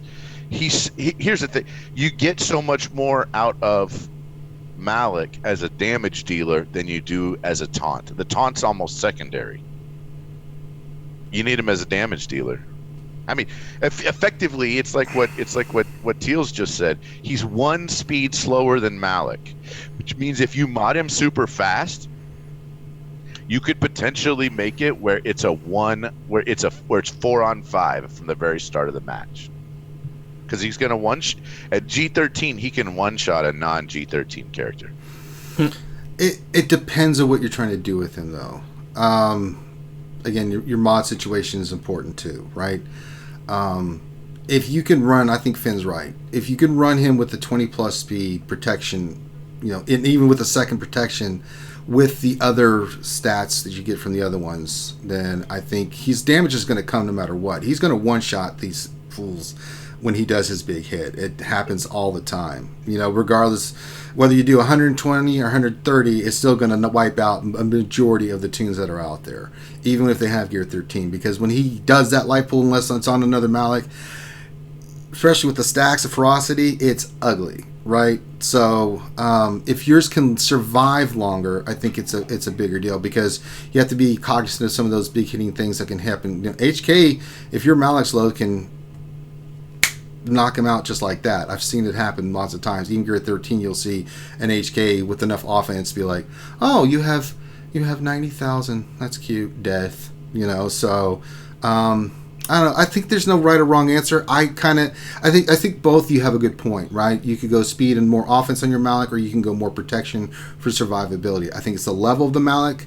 If you gear 11, 5-star, there's a lot of things that go into that. So, but I think at the end game, play him how you want. I'm not going to sit there and say either is right or wrong. I kind of tend toward leaning toward if you can do that with that arrow with Finn, but do what you think is going to be best for your team. All right, next question. All right, last two questions from ND Fox. First question: I got gear 13 General Grievous. Now what should I do? What is the best direction? Quit. That's it. The game's over. You have one life. Yes, now, what is the best direction for this team in Grand Arena? All Separatist droids or a Newt or Dooku subbing in? He said Arnold's video kills too many teams. Oh, he's talking about. Well, let's put the this. Hybrid, the hybrid teams are meant for arena, though. They really are. They are. This for Grand Arena things. There's two thoughts. You can put them on defense. They're a pain in the ass, but they can be beaten, right? Or you can use it as like a Darth Revan killer, team where you. It does take an ace team to pretty much beat a G13 Grievous team, right? I mean, you're basically saying you got to go in there with Revan, Darth Revan, Malik, CLS, Treya, or JTR. Yeah, it's going to cause them to have to use a solid team against it, right? And the higher gear they are, the better, right? Yeah. Gear 13 Grievous, you could put them on defense and drive someone batty insane because they one shot, but the problem is you could go in with two teams and still clear that team because they don't regenerate health and protection like some of the other teams. So you could probably maybe take out a couple. General Grievous is still there. Okay, he just wiped out one of your teams. But you go in there with some scrub stuff and finish it off. It just depends. I like it more on offense because it's so hard hitting and can go in there and just beat the crap out of something. There's two schools of thought. I don't have a right or wrong answer. It's what you want to do and where your roster is and where you need him at. Like it's a very flexible team. It can do really well in defense, not as well as some teams. It can be beaten, but everything can be countered these days. So if you have him on offense, that gives you a lot more flexibility that you can go with. But if you put him on defense, put him in the back wall. You get through that front wall and you're like, Christ. Oh my God, there's General Grievous. I mean, effectively, CLS and JTR. CLS and Trey are the best two counters for that team. And if they already blew CLS and they already blew, and they already blew their triumvirate, then you're kind of going to be in a little bit of a pickle. It's going to be a little bit of a pickle. It can be done, but it's absolutely it can be done. But yeah, it makes it a lot harder when you see those surprise teams in the back. Like Night Sisters or Kira Stahl or Grievous, you're like, oh. He does make a good. So, Dr. Gonzo does say GG teams do lose a lot of banners on offense. That is true. That's it. But depends on how. Yeah. You got to go look at your opponent and see what are they going to put, right? Yeah. Yeah. All right, and last question now. I watch Arnold's Grievous video and Impulse Zeta T3. Oh, are you serious? No. Look. Let me just tell you. Arnold's a great guy. He makes videos that are sensational. I would not impulse do anything based on what one YouTuber says, including myself. I'm just gonna tell you, just because it is the greatest thing since sliced bread means you can wait a couple of days and see what anyone else says. Yeah, you should get multiple sources for any kind of Zeta for anything. Just because somebody says something doesn't mean they're Man, right. I get stuff all the time wrong. You don't have to be tip of the spear, man. Well, think about it. I mean, how many times have we said something wasn't a certain way and 2 or 3 weeks later we change our mind, right? Happens all the time. Yeah, new information comes in. So, I mean, if you're going to do a Zeta, do your research. Don't just go based off what one person says. See what other people say about it. Get some feedback. Right, wrong, is it worth it? Look at, you do some, think about it. We make these impulse buys, and then you have buyer's remorse because you're like, I wish I hadn't got that. So I think the more you can kind of digest some stuff into your brain, I think the better it'll be for you. So, moving forward, get multiple sources. Is how can you limp into a team, right? We've talked about it. We talk about it all the time. Doing one Zeta, not both Zetas, right? If you're just trying to beat this one team, doing this Zeta, not that Zeta. Trying to figure out, to do. What's your end goal, and then relook at the Zetas. I get people all the time, oh, well, you just need to fully max out Zeta that whole team.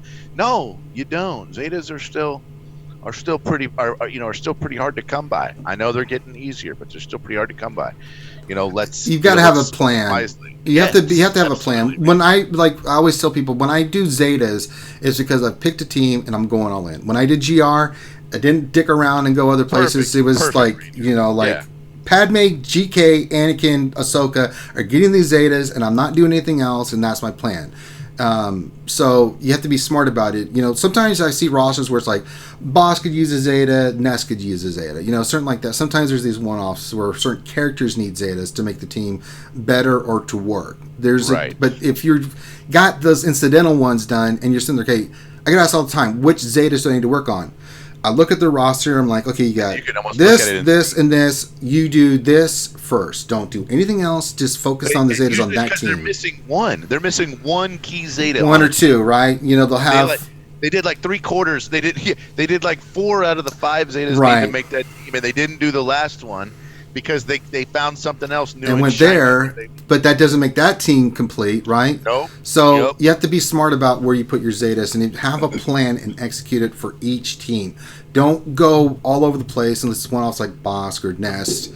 But Jesus, it happens all the time. Is more useful than the HK. Again, right? I disagree with that. Sorry. I agree with that, actually. I disagree. I think you're dead wrong.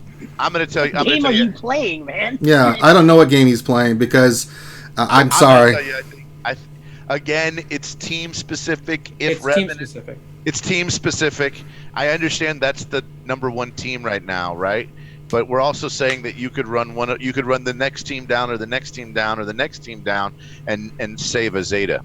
So T3 on Jedi Training Rey with other droids works really well on offense. I agree. It does, but is it worth a Zeta? No. It depends where you are, but I would. T3's down the priority of Zetas. I'm sorry, T3's not that good. He's okay. He works. I wouldn't do his Zeta either. HK and T3 don't need any Zetas. I disagree with that. I just think HK you do. So, but again, do your research, figure out what works best for you. So if you don't want to do HK, fine. If it works for you, great. If not, then it's okay too. You play the game how you want to play, right? All we do is give you our opinions about stuff. That doesn't make us right or wrong. Yeah, 3 years from now, we all have different opinions on Zetas. There's Zetas I wish I had back now. I know. Because I don't use them that much anymore. Qui-Gon Jinn lead Zeta. Dang, I wish I had that Zeta back. Yeah. Ray Rock says, "What does Xylo think?" I know I've been waiting for Xylo to jump in anytime. I guess he's taking care of the baby. But no one can hear him when he speaks. I know it's been tough. Xylo, the baby. Yeah, he's not there. Yeah, he's probably. Yeah. Mrs. Takedown is saying how much Finn's a cheater, and they're talking. Oh, there's Xylo. Are you back? Yeah, I'm sorry. I don't want to ruin the conversation with the audio. What's the point of having you on the damn? I get a mulligan this week. Okay, yeah, you are having audio issues and people can't hear you, so we'll give you a little pass. All right, so I think that's all the questions, Finn. Anything else? Nope, that's it. All right, so we can end the stream 2.5 hours later. Yay. Before we switch over and do some thanks and some final thoughts, just let you guys know tomorrow I'm doing an 8-hour stream. Happy 4th of July. We'll call it the Happy 4th of July. Ranger is celebrating. I don't know what the hell we're going to call it. We'll call it something. Finn, create me something spectacular. Yes. Happy 4th of July, America. When is your birthday exactly? Because I know we're in the same month. You and I are same month. Mine's July 11th. When's yours? 28th. Okay. I knew we were close. We're Cancers. Finn, I think, are you a Cancer? No, I'm a Leo. You're a Leo. I know, Finn, you're a Cancer. Yeah, we're moon symbols. Loki, I think, is what would Loki be? I'm going to try to guess Loki's. What is Loki's? I have Loki's birthday somewhere. I know, but I don't know. But if we just go by personality, I think he is a Gemini. Moon symbols. We're crabs. I know, but crab falls under the moon. Oh, that okay. Yeah, I was gonna say or symbol cycle. Just read some that nonsense. It's not true, but it is what it is. Well, I think you're a Gemini, Loki. Did I get it right? No. Damn, I thought because you're a pimp. No, I my birthday was 2 months ago, so I'm a Taurus. Damn. I'm lazy and you're not lazy. You're not very Taurusy. Huh? I don't know. Yeah, I don't think you're stubborn and all that other stuff. Just you got to be like an in-betweener Taurus and something else, man. I don't know. It's strange. All right. So that being said, remember tomorrow we're doing an 8-hour stream. I'm going to do a bunch of Star Wars Galaxy Heroes stuff just all day, and then I'm going to do some Battlefront stuff. Just go 8 hours straight for you guys 4th of July. So there you go. Oh, Jesus, look at that ugly mug. Okay, let's get out of here. We gotta play Magic tomorrow, Finn. How about that? You can do that. It's 8-hour stream. You guys want to do something? Let me know. So I'll let out somewhere. All right. So the first thing we're going to do is we are going to shout out our gold Patreons. These folks, we appreciate all our Patreons, but especially these folks, they go a little bit above and beyond with their donations and stuff for Patreon, and we can thank you guys enough. So there are the names. Thank you for all that you do for the channel, and then let's end it. So we do this stream every Wednesday, the longest running live stream in the galaxy. Been going on over 3 years plus. Oh lordy, we've really been going a long time. Jesus. So we do this every Wednesday. The other big one is Jedi Academy, Saturdays from 10 a.m. to 12 p.m. Eastern Standard Time, where we bring all the best, content creators, YouTubers, all that stuff together, like Warrior, Jedi Master Dasher, Ramon. We have lots of people on there to do nothing but answer your questions. It's a Q&A show, so make sure you check that out on Saturdays. Some other content that we're doing. So every day, Monday through Friday, we do our lunch stream from 12 to whenever we get done. So you're more than welcome to do that. We see Ranger suffer through depression as he goes to work on these mods. We do roster reviews and we do questions. Also during the week I do mini roster reviews here and there. So check those out. If you're a Patreon, it's a good chance for me to look at your stuff live and give you some insight on what you're doing and answer your questions, or just answer your questions about the game that you have at the moment, especially about Grand Arena Championships and things of that nature. Also during the week we do Battlefront 2, Tuesdays and Fridays. Sundays we do D&D. I know they brought back PC Gaming Night on Tuesday. They were doing Heroes of the Storm yesterday. That was a lot of fun on Twitch. Make sure you follow us on Twitch. There's a lot of stuff for the content's over there on Twitch. A lot of the Grand Arena is going to be over on Twitch. I'll do some one-offs where I come to YouTube for like the finale and stuff like that for you guys. For those things that you guys can watch. So make sure you give us a thumbs up on the video. Those watching us right now, to finish it off, give us a thumbs up. Subscribe if you haven't already. Follow us on Twitch. Subscribe on Twitch. Check out our Discord. A great, wonderful community of folks there. So if you would like, please go to our Discord and check that out. So on behalf of myself and the RSG crew, Skewers, thank you for being here tonight. Hope you guys enjoy it. Spread the word about the Skewers. And with that, I wish you a fond farewell, and we'll see you tomorrow. Peace.